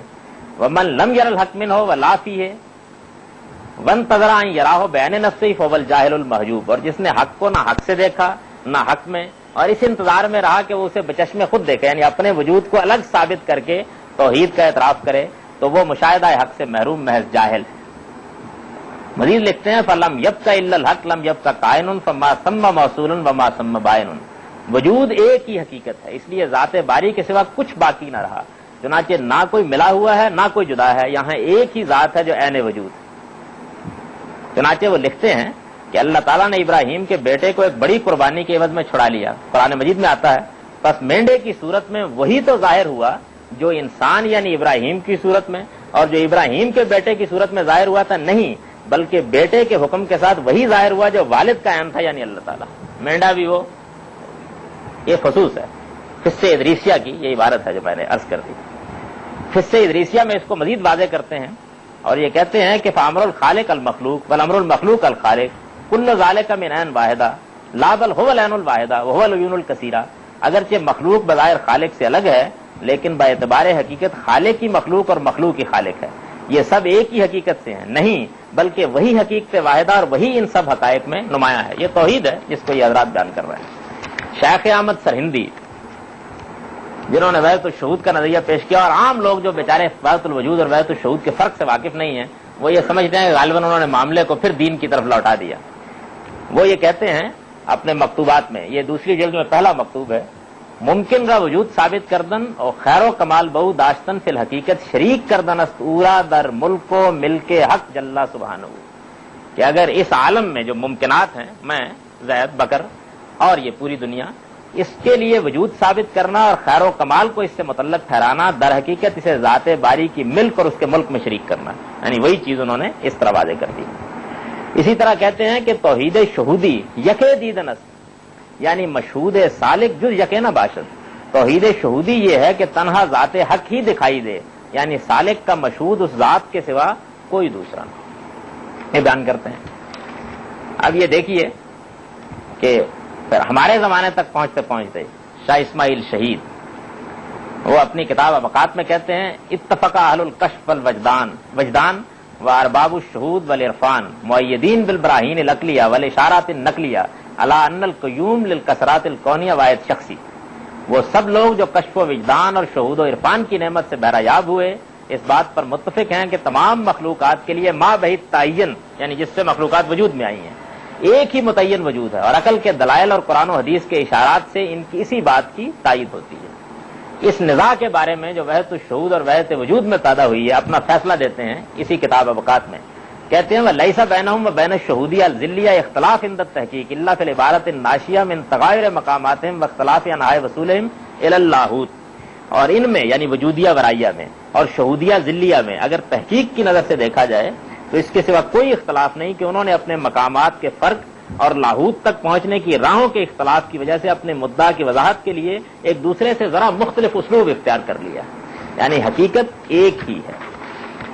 اس کو انہوں نے مختلف صورتوں میں اس پوری کتاب میں واضح کیا۔ پوری کتاب کا موضوع یہی ہے۔ میں نے ابھی عرض کیا تھا کہ ہم جس توحید کے قائل ہیں، جس کو قرآن و سنت بیان کرتے ہیں، توحید الوہیت، اس کے بارے میں تو ہم کو حکم دیا گیا ہے کہ اس کو بیان کرو، پہنچاؤ، لیکن یہ حضرات کیا کہتے ہیں؟ صاحب منازل اپنی توحید کو بیان کرنے کا اس پر تبصرہ کرتے ہیں، فرماتے ہیں فإن ذلك التوحید تزیدہ عبارت و خفان و صفت و نفور والبسط و صحبتا، چنانچہ اس توحید کو ظاہر کیجئے تو اور چھپتی ہے، اس کی وضاحت کیجئے تو اور دور ہو جاتی ہے، اور اس کو کھولیے تو اور الجھ جاتی ہے۔ اچھا، اس کے بعد یہ کہتے ہیں کہ وَعَلَاهَ مِنْهُ لَاهِنَ لِلَّهِ إِسْرَارِ طَائِفَةٍ مِّن صَفْوَتِهِ وَأَخْرَسُهُ مَن نَّاتِهِ وَعَاجَزُهُ مَن بَسْطِهِ، اور یہ توحید، یہ جو ان کی توحید ہے، ذات باری کی طرف سے اس کے منتخب بندوں کی ایک جماعت ہی کے اسرار میں کچھ ظاہر ہوئی، اور اس نے انہیں اس کے بیان سے قاصر اور اس کے پھیلانے سے عاجز کر دیا۔ غزالی جو اپنی بات کو ذرا زیادہ واضح طور پر کہتے ہیں، وہ اسی توحید کے بارے میں یہ بیان فرماتے ہیں، فَعَلَمْ أَنَّ هَذِهِ غَايَةُ عُلُومِ الْمُكَاشِفَاتِ وَأَسْرَارُ هَذَا الْعِلْمِ لَا يَجُوزُ أَن تُسْتَرَ فِي كِتَابٍ فَقَدْ قَالَ الْعَارِفُونَ إِفْشَاءُ سِرِّ الرُّبُوبِيَّةِ كُفْرٌ۔ بس جاننا چاہیے کہ علوم مکاشفات کی اصل غایت یہی توحید ہے، اصل غایت یہی ہے، اور اس علم کے اسرار کسی کتاب میں لکھے نہیں جا سکتے، اس لیے کہ حدیث عارفہ ہے کہ سر ربوبیت کو فاش کرنا کفر ہے۔ یہ وہ اپنی توحید کے بارے میں ارشاد فرماتے ہیں۔ یہ توحید کا معاملہ ہے۔ توحید کے بعد دوسری چیز یہ دیکھیے کہ نبوت کے بارے میں قرآن مجید واضح طور پر یہ کہتا ہے کہ نبی صلی اللہ علیہ وسلم پر وہ ختم ہو گئے۔ ان کے بعد دعویٰ نبوت صرف ختم نہیں ہوا، حقیقت نبوت ختم ہو گئی۔ نبوت کس چیز کا نام ہے؟ نبوت وحی کا نام ہے، الہام کا نام ہے، اللہ تعالیٰ کے ساتھ براہ راست رابطے کا نام ہے، اس کا نام نبوت۔ نبوت کی اور کوئی تعریف نہیں ہے۔ یہ چیز قرآن کہتا ہے ختم ہو گئی۔ یہ خیال نہ کیجئے کہ میں نے یہ بات کچھ زیادہ کہہ دی، نبی صلی اللہ علیہ وسلم نے خود یہ بات واضح کر دی ہے کہ نبوت کے ختم ہونے سے مراد کیا ہے۔ چنانچہ بخاری کتاب التعبیر میں نبی صلی اللہ علیہ وسلم نے فرمایا ہے لم یبق من النبوہ الا المبشرات قالوا وما المبشرات قالوا قال الرؤیا الصالحہ۔ نبی صلی اللہ علیہ وسلم نے فرمایا نبوت میں سے صرف مبشرات باقی رہ گئے ہیں۔ لوگوں نے پوچھا یہ مبشرات کیا ہیں؟ نبی صلی اللہ علیہ وسلم نے فرمایا اچھا خواب، اس کے سوا کوئی اب رابطہ لامکان سے قائم کرنے کا ذریعہ باقی نہیں رہ گیا۔ کسی آدمی کو اچھا خواب آ جائے بس۔ اہل تصوف کے دین میں وہی آتی ہے، الہام ہوتا ہے، فرشتے اترتے ہیں، عالم غیب کا مشاہدہ ہوتا ہے، اور ان کے اکابر اللہ کی ہدایت وہیں سے پاتے ہیں جہاں سے جبریل امین اسے پاتے رہے۔ میں یہ شاعری نہیں کر رہا ہوں، سنیے۔ غزالی المنقذ من الضلال میں لکھتے ہیں من اول الطریق تبتدی المکاشفات والمشاہدات حتی انہم فی یقظتہم یشاہدون الملائکہ وارواح الانبیاء ویسمعون منہم اصواتا ویقتبسون منہم فوائد. اس راہ کے مسافروں کو یعنی تصوف کی راہ کے مسافروں کو مکاشفات و مشاہدات کی نعمت ابتدا ہی سے حاصل ہو جاتی ہے، یہاں تک کہ وہ سن لیجئے خواب نہیں بیداری کی حالت میں نبیوں کی ارواح اور فرشتوں کا مشاہدہ کرتے، ان کی آوازیں سنتے اور ان سے فائدے حاصل کرتے. ان کے ہاں جو آدمی اس مقام پر پہنچ جاتا ہے وہ کیا ہوتا ہے، اس کو شاہ اسماعیل شہید نے اپنی اوقات کے آخری اشارے میں بیان کیا ہے.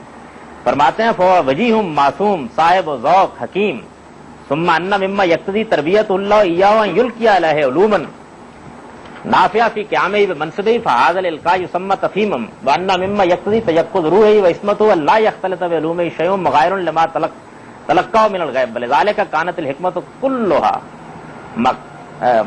مقالا یاتی كلها حقا لا یاتی الباطل من بین یدیہ ولا من خلفہ ولما كانت تفہیم من اعلی اقسامها فلا یبعد ان یسمى بالوحی الباطن. یہ انہوں نے شرح فرمائی. سنیے ذرا. فرماتے ہیں کہ ہمارے ہاں جو مقام وہبی اعلیٰ ترین مقام ہے جس پر پہنچتے ہیں لوگ، اس میں سے پہلا مقام پر جو ہستی فائز ہوتی ہے وہ ہستی کیا ہوتی ہے، یہ میں ترجمہ اس کا پڑھ رہا ہوں. چنانچہ یہ ہستی صاحب وجاہت، معصوم، صاحب ذوق، صاحب حکمت ہوتی ہے. پھر اللہ تعالیٰ اس کی تربیت کے پیش نظر اس پر وہ علوم القاء فرماتے ہیں جو اس کے منصب کی ذمہ داریوں کو پورا کرنے میں اس کے لیے نافع ہوتے ہیں. اس القاء کو تفہیم بھی کہتے ہیں. پھر اس کی عصمت اور اس کی روح کی بیداری کا ایک تقاضا یہ بھی ہوتا ہے کہ اس نے جو کچھ غیب سے پایا ہے اس میں اس کے سوا کسی دوسری چیز کی آمیزش نہ ہو.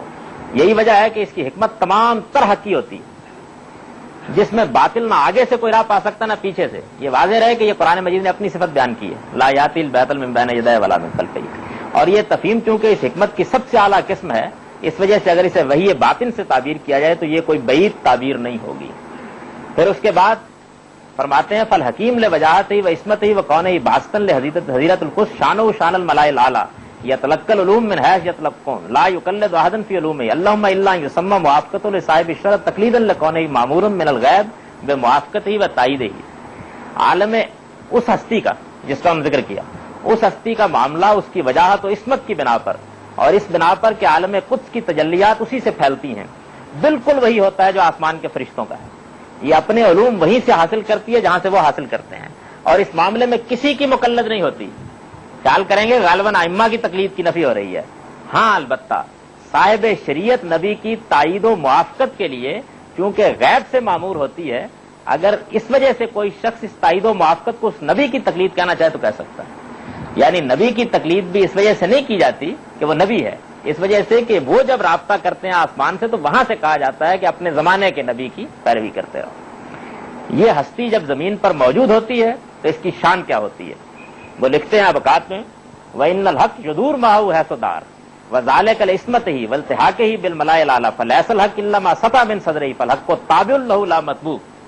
اس زمین کے اوپر حق تو وہ ہے نا جو قرآن و سنت میں ہے، باقی ہر چیز کے اندر باطل کی آمیزش ہو سکتی ہے، لیکن وہ کہتے ہیں اور حق جہاں یہ ہستی گھومتی ہے اس کے ساتھ ہی گھومتا رہتا ہے. اس کی وجہ یہی ہے کہ یہ ہستی ملائے اعلیٰ کے ساتھ شامل اور معصوم ہوتی ہے، چنانچہ حق وہی قرار پاتا ہے جو اس کے سینے سے نمایاں ہوتا ہے. پس حق اس ہستی کے تابع ہوتا ہے، وہ حق کے تابع نہیں ہوتی. اس کا ہر قول ہر فعل وہی حق قرار پاتا ہے. اس مقام پر پہنچ جانے کے بعد ان کو کیا شانیں حاصل ہو جاتی ہیں؟ وہ شانیں جو ہیں ذرا دیکھیے. باعث بستامی بیان فرماتے ہیں، صاحب قوت القلوب نے یہ مکالمہ پورا نقل کیا ہے. وہ فرماتے ہیں کہ ایک دن میرے ایک شاگرد صاحب میرے پاس تشریف لائے، مرید صاحب. انہوں نے کچھ معراج وغیرہ کا ذکر کیا تو پوچھا کہ آپ کو کیا مشاہدات ہوتے رہتے ہیں اس معاملے میں. تو کچھ دیر وہ بیٹھے رہے، اس کے بعد میں نے ان سے کہا کہ جو مشاہدات مجھ کو ابھی ابھی ہوئے ذرا وہ سن لو. وہ کیا ہے؟ کیا دخلنی فی الفلک الاسفل فدورنی فی الملکوت السفلی وارانی الارضین وما تحت الى الثرى ثم ادخلنی فی الفلک العلوی فطوف بی فی السماوات وارانی ما فیها من الجنان الى العرش ثم اوقفنی بین یدیہ فقال لی سلنی ای شیء رأیت حتی احب لک. کہتے ہیں کہ اللہ تعالیٰ مجھے ابھی تھوڑی دیر پہلے جب تم آگے بیٹھے تھے فلک اسفل میں لے گئے، ملکوت سفلی کی سیر کرائی، اسی طرح مجھے ساری زمینیں اور پاتال تک دکھائی. اس وقت ان کو معلوم نہیں تھا کہ نیچے معاملہ کیا ہے، یعنی ہم کسی پاتال میں نہیں جاتے بلکہ یہ تو ایک گھومتی ہوئی زمین ہے بیچاری. پھر فلک علوی میں لے گئے اور مجھے سارے آسمان اور میں بہشت کے باغوں سے لے کر عرش بری تک جو کچھ ہے وہ سب دکھایا. اس کے بعد مجھے اپنے سامنے کھڑا کیا اور فرمایا مانگو جو کچھ تم نے دیکھا ہے میں تمہیں دے دوں گا. یہ تو ان کے ساتھ معاملہ ہوگا. میں خلاصہ بتا دیتا ہوں. عبد الکریم الجیلی مشہور صوفی ہیں. ان کی کتاب الانسان الکامل تصوف کی جلیل القدر کتابوں میں سے ہے. اس میں وہ بیان کرتے ہیں, مفہوم سن لیجئے ان کی عبارت کا, یہ میرے پاس موجود ہے اور یہ اس کے ورقہ 146 بے میں ہے. اس وقت جو نسخہ اس کا موجود ہے ہمارے ہاں پنجاب یونیورسٹی لائبریری میں, وہ قلمی نسخہ ہے. تو اس میں اوراق کے عام طور پر نمبر ہوتے ہیں, وہ نہیں ہوتے. میں نے بھی اسی کا مطالعہ کیا ہے اور اسی سے یہ عبارت ہے. فرماتے ہیں کہ انسان کامل وہ مدار ہے جس پر اول سے آخر تک وجود کے سارے افلاک گردش کرتے ہیں, اور وہ جب وجود کی ابتدا ہوئی اس وقت سے لے کر ابدالآباد تک ایک ہی ہے. پھر اس کی گوناگون صورتیں ہیں اور وہ یہود و نصارہ کی عبادت گاہوں میں ظاہر ہوتا ہے. چنانچہ اس کی ایک صورت کے لحاظ سے اس کا ایک نام رکھا جاتا ہے, جبکہ دوسری صورت کے لحاظ سے اس کا وہ نام نہیں رکھا جاتا. اس کا اصلی نام محمد ہے, اس کی کنیت ابو القاسم, وصف عبداللہ اور لقب شمس الدین ہے. یہ نبی صلی اللہ علیہ وسلم ہے. پھر دوسری صورتوں کے لحاظ سے اس کے دوسرے نام ہیں, اور ہر زمانے میں جو صورت وہ اختیار کرتا ہے اس کے لحاظ سے اس کا ایک نام ہوتا ہے.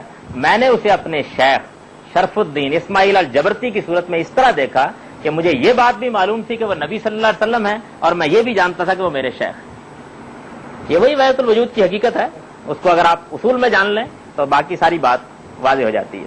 صاحب فتوحات ابن عربی وہ اپنی کتاب فتوحات میں فرماتے ہیں فإن النبوة التي انقطعت بوجود رسول اللہ صلی اللہ علیہ وسلم انما نبوۃ التشریع لا مقامها فلا شرع يكون ناسخا لشرع صلی اللہ علیہ وسلم بلا يزيد في حكمه شرعا آخر وهذا معنى قوله صلی اللہ علیہ وسلم ان الرسالة والنبوة انقطعت فلا رسول بعدي ولا نبي لا نبي بعدي يكون على شرع مخالفا لشرع بل اذا كان يكون تحت حکم شریعتی. اس عبارت کا ترجمہ ذرا سینہ تھام کر سنیے. فرماتے ہیں چنانچہ جو نبوت نبی صلی اللہ علیہ وسلم پر ختم ہوئی وہ محض تشریعی نبوت ہے. یہ بین ہی وہی موقف ہے جو غلام احمد قادیانی کا ہے. نبوت کا مقام ابھی باقی ہے. اس وجہ سے بات صرف یہ ہے کہ اب کوئی نئی شریعت نبی صلی اللہ علیہ وسلم کی شریعت کو نہ منسوخ کرے گی اور نہ آپ کے قانون میں کسی نئے قانون کا اضافہ کرے گی.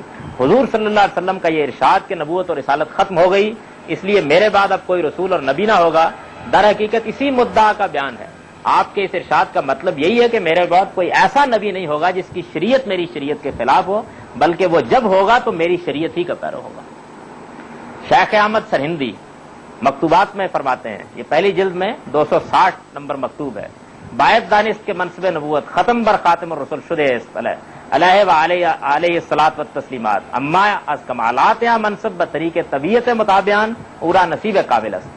جاننا چاہیے کہ منصب نبوت بے شک خاتم النبیین صلی اللہ علیہ وسلم پر ختم ہو گیا, لیکن اس منصب کے کمالات آپ کے پیرووں کو آپ کے پیرو ہی کی حیثیت سے اب بھی پورے پورے حاصل ہو سکتے. یہ کمالات کیا ہیں؟ وہی الہام, مشاہدہ غیب, فرشتوں سے ملاقاتیں. نبوت کا کیا کمالات, یہ پورے حاصل ہوتے. چنانچہ اسی سے عکس کیا غلام احمد قادیانی صاحب نے اپنی وہ اصطلاح کہ میں در حقیقت متبع نبی ہوں, یعنی میری حیثیت جو ہے وہ انڈیپینڈنٹ نبی کی نہیں ہے بلکہ میں بروزی ذلی اور متبع نبی یہی شخص کی اسی مقام سے. اس مقام پر پہنچ جانے کے بعد صرف نبوت ہی نہیں, آپ ذرا یہ دیکھیے کہ وہ کیا شانیں ہیں جو حاصل ہوتی ہیں. فرماتے ہیں یہ کشاری ہے تصوف کے اساتین میں سے, اور یہ میں جو عبارت پڑھ رہا ہوں یہ ان کے رسالہ ترتیب السلوک میں, رسائل قریش کشاری معروف ہے بہت, شرط الاستاذ علی المرید کے عنوان سے یہ رسالہ ہے. کانا یرا جملۃ الکون یضیء بنور کانا لہ التلم یخفى من الکون لا شیء وکانا یرا جمیع الکون من السماء والارض رؤیۃ عیان ولکن بقلبہ. اسراء کے سالک کو یہ سارا عالم اس کے اپنے ہی نور سے روشن دکھائی دیتا ہے, یہاں تک کہ اس کی کوئی چیز اس کی نگاہوں سے چھپی نہیں رہتی. وہ آسمان سے زمین تک یہ ساری کائنات اپنی آنکھوں سے دیکھتا ہے, ہاں مگر دل کی آنکھوں سے. اور انسان کامل کے مصنف عبد الکریم وہ فرماتے ہیں کہ کل واحد من الافراد والاقطاب له التصرف في الجميع المملكات الوجوديه ويعلم كل واحد منهم ما اختلج في الليل والنهار فضلا عن لغات الطيور. وقد قال الشبلی رحمه الله تعالى لو دبت نملة سوداء على صخرة سماء في ليلة ظلماء ولا مسمع لقلت اني مخدوع وممكور به. ان افراد و اقطاب میں سے, یعنی تصوف کے جو کتب ہوتے ہیں اور فرد ہوتے ہیں, یہ ان کے خاص مناسب ہیں, میں سے ہر ایک کو پوری مملکت وجود میں تصرف حاصل ہوتا ہے. پرندوں کی بولیاں تو کیا, رات اور دن میں جو کھٹکا بھی ہوتا ہے اس سے واقف ہوتے ہیں. شیخ تصوف شبلی نے کہا ہے اگر کوئی کالی چونٹی بھی اندھیری رات میں کسی سخت پتھر پر چلتی اور میں اس کی آواز نہ سنتا تو بے شک میں یہی کہتا کہ مجھے فریب دیا گیا ہے, میں دھوکے میں رہا ہوں. یہ میرا مقام ہونا چاہیے. اس کو بھی میں سنوں. ابن عربی فرماتے ہیں کہ وہم من العلم، یہ فتوحات مکیہ میں ہے، دوسری جلد میں 7 صفحے پر، وہم من العلم بحیث اذا راى احدهم اسرى وطأة شخص علم انها وطأة سعید و شقی. ان کے علم کی یہ شان ہوتی ہے کہ ان میں سے کوئی اگر کسی شخص کا نقش قدم بھی دیکھ لے تو اسے معلوم ہو جاتا ہے کہ وہ اہل جہنم میں سے ہے یا اہل جنت میں سے.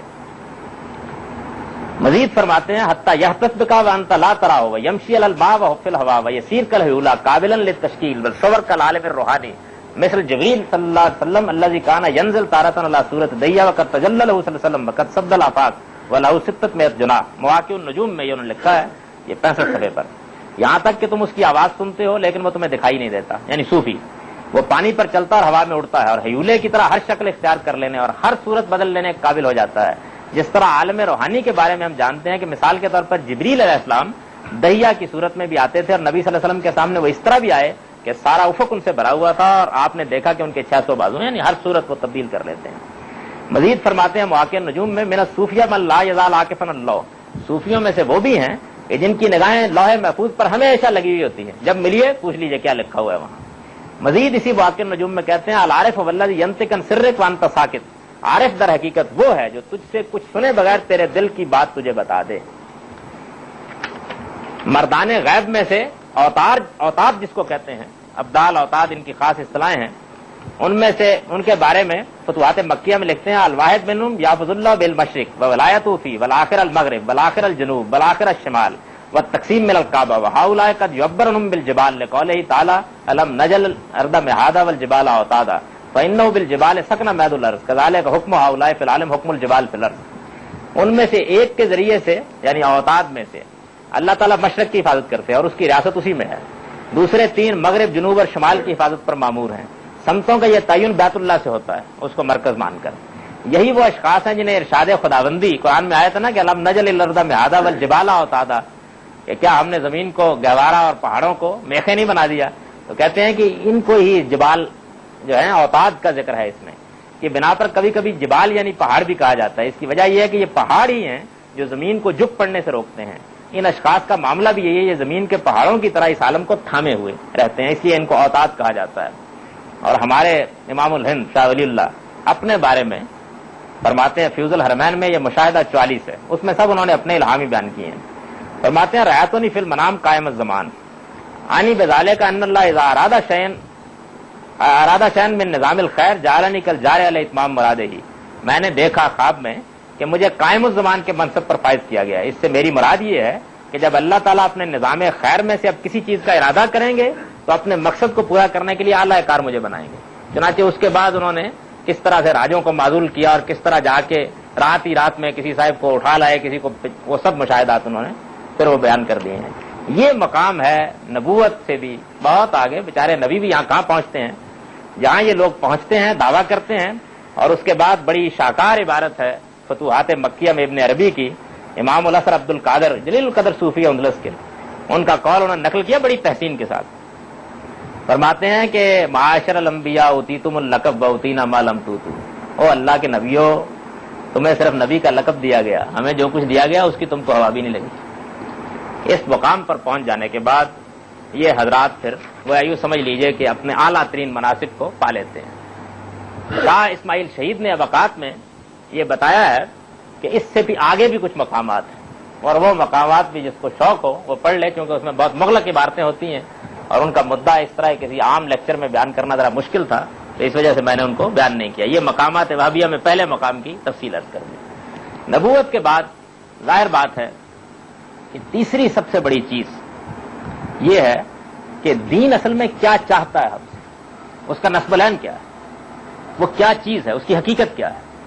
قرآن مجید سے یہ معلوم ہوتا ہے کہ دین اللہ کی عبادت ہے، اور اللہ کی عبادت کے بعد ظاہر ہے کہ جو میرا اور میرے پروردگار کا تعلق ہے وہ عبد و معبود کا تعلق ہے. میں اس کا بندہ ہوں، وہ میرا آقا ہے، اس نے مجھے بنایا، وہ میرا خالق ہے. ان حضرات کے ہاں ان کی سب چیزیں پڑھ لیجئے اور ان کے عام لوگوں کے پاس بھی بیٹھ کر دیکھ لیجئے، اصل تعلق عبد و معبود کا نہیں ہے جس تک آدمی کو پہنچنا ہے، اصل تعلق عاشق و معشوق کا. چنانچہ یہ عاشق و معشوق کا تعلق ہے جو جب جنید کے حلقے سے نکلنا شروع ہوا ہے تو جو فرد قرارداد جرم خلیفہ کے پاس پہنچی تھی اس میں یہ بھی تھا. عشق ایک بازاری لفظ ان کے بہت عام ہے، عشق الہی، یہ تعبیر بھی نہیں حضرات کی ہے. اللہ تعالیٰ کے عاشق کی حیثیت سے آدمی کو دنیا میں رہنا چاہیے. چنانچہ یہ دیکھیے کہ ان لوگوں کے ہاں موت کو وصال کہا جاتا ہے اس وجہ سے کہ وہ در حقیقت معشوق کے ساتھ ملاقات ہے. اور یہی وجہ ہے کہ معشوق کے ساتھ جب ملاقات ہوتی ہے تو شادی ہو جاتی ہے نا. تو ان حضرات کی جو تقریب منائی جاتی ہے اس کو عرس کہتے ہیں, عرس عربی میں شادی ہو کہتے ہیں. یہ وجہ یہ یعنی اصل اساس ہی بالکل دوسری, عبد و معبود کا تعلق نہیں ہے بلکہ عاشق و معشوق کا تعلق ہے. اسی طرح یہ دیکھیے کہ دین کی حفاظت کے لیے اور اس کو ہر طرح کی دراندازیوں سے بچانے کے لیے اللہ تعالیٰ نے اس کی کتاب قرآن مجید میں یہ اعلان کر دیا ہے کہ الیوم اکملت لکم دینکم واتممت علیکم نعمتی ورضیت لکم الاسلام دینا. میں نے یہ دین پورا کر دیا ہے, اس دن میں نے اپنی نعمت تمام کر دی ہے اور میں نے اسلام ہی کو اب دین کی حیثیت سے پسند کیا ہے. یہ حضرات یہ کہتے ہیں کہ یہ جو دین دیا گیا تھا یہ تو اصل میں شریعت تھی.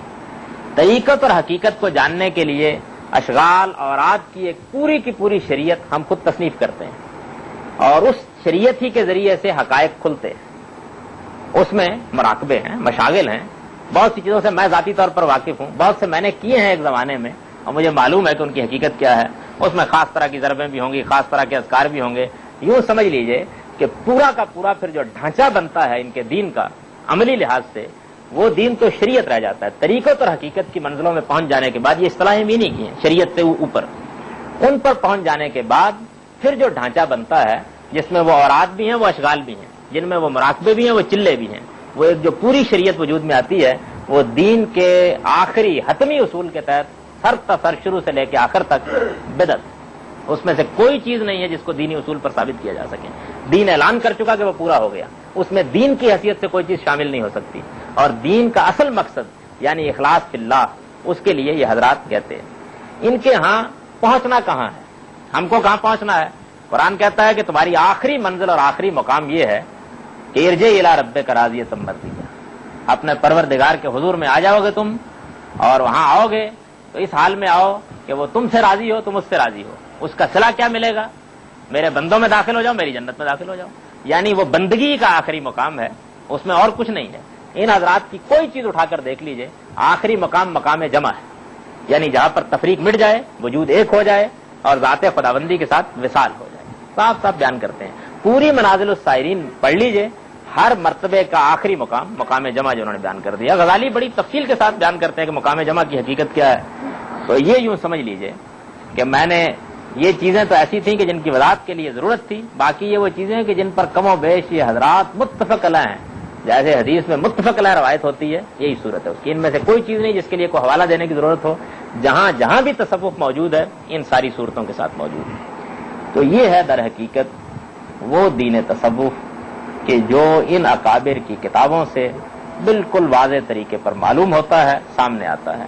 میں نے تقابل کر کے یہ بتا دیا ہے کہ وہ دین جو قرآن و سنت میں بیان ہوا ہے, خود فیصلہ کر لیجئے کہ اس سے اس کا کوئی تعلق نہیں. وہ دوسرا دین ہے, یہ ایک دوسرا دین ہے. اور یہ جو میں نے اختلافات معین کیے ہیں یہ فرعی نہیں ہے, یعنی یہ نہیں ہے کہ رفع یدین کرنے نہ کرنے کا اختلاف, یہ نہیں ہے, یہ اصول کے اختلافات ہیں. اب اصول کی بنیاد پر اگر ایک چیز دوسری ہے تو پھر اس کو ادھر نہیں لایا جا سکتا. البتہ انہوں نے کیا ہے, انہوں نے کیا یہ ہے کہ یہ پہلے تو فلاطینوس کے ہاں اگر موجود تھے یا شنکراچاریہ کے ہاں موجود تھے یا اپنشدوں کے زمانے میں موجود تھے, تب تو جو تعبیر اختیار کرتے. جب مسلمانوں میں پیدا ہوئے تو محمد صلی اللہ علیہ وسلم کی شخصیت اور قرآن معمولی چیز نہیں, اب اس کے اندر رہنا تھا. چنانچہ انہوں نے یہ قرار دیا کہ ظاہر میں شریعت کی پوری پابندی ہونی چاہیے. ان اچھے لوگوں نے ظاہر میں شریعت کی پوری پابندی ہونی, اگرچہ یہ پہلی منزل ہے, اور ظاہر میں وہی توحید بھی بیان ہونی چاہیے. شاہ اسماعیل شہید نے تقویت الایمان میں بہت واضح طریقے پر بیان کرنے کی صحیح کی اپنے اسلوب میں یہ بیان. اس کے بیان کر دینے کے نتیجے میں بالکل محفوظ ہو گیا یہ دین. کیوں؟ ظاہر سے دیکھیے تو معلوم ہوا کہ زہد اور ورع میں بڑے بڑے ہوئے ہیں, باطن میں دیکھیے تو وہ یہ ہے جو میں نے آپ حضرات کے سامنے اپنے نقطہ نظر کے مطابق بیان کر دیا ہے. یہ سب کچھ اب ریکارڈ پر ہے, میں اس کو لکھ بھی چکا ہوں اپنے ہی مضمون کے اندر سے, میں نے وہ سب چیزیں بیان کی. ابھی کچھ چیزیں باقی ہیں, انشاءاللہ چھپ بھی جائے گا, تو اس کے بعد اس کو پڑھنے سمجھنے میں بہت سے لوگوں کو آسانی ہو جائے گی. بہرحال خاتمہ کلام کے طور پر یہ عرض کر دیتا ہوں کہ جس طرح میں نے ابتدا میں یہ کہا تھا کہ دین تصوف میں نے آنکھ کھولی تھی, میں نے اس پر دودھ کے دانت توڑے تھے, میں نے اسی کو سب سے پہلے پڑھا تھا, یہی میرے روز و شب کا مشغلہ تھا. مجھے اس سے غیر معمولی محبت تھی, میں اس سے اپنے ایک زمانے میں بہت متاثر رہا ہوں. اس لیے میں نے اگر اس پر نقد کی ہے تو اپنی ایک محبوب چیز پر نقد کی ہے اور یہ بتایا ہے کہ اس کی حقیقت کیا ہے. مجھے اس کے بارے میں کبھی کوئی تعصب نہیں تھا, مجھے تو تعصب اس کے ساتھ تھا. قرآن و سنت کی روشنی میں اس تعصب کو مجھے توڑنا پڑا ہے بڑی محنت کرنے کے بعد, اور میں نے یہ صحیح کی ہے کہ میں آپ حضرات کے سامنے بھی اس کی حقیقت جس طرح کے میں سمجھتا ہوں بیان کر دوں. میری رائے غلط ہو سکتی ہے, میرا تجزیہ غلط ہو سکتا ہے, میں بہرحال پیغمبر نہیں ہوں, ایک عام انسان ہوں. دلائل کے ساتھ اپنی بات میں نے کہہ دی ہے. بات معقول لگے مان لیجئے, نامعقول لگے تو بہرحال اللہ تعالیٰ کے پاس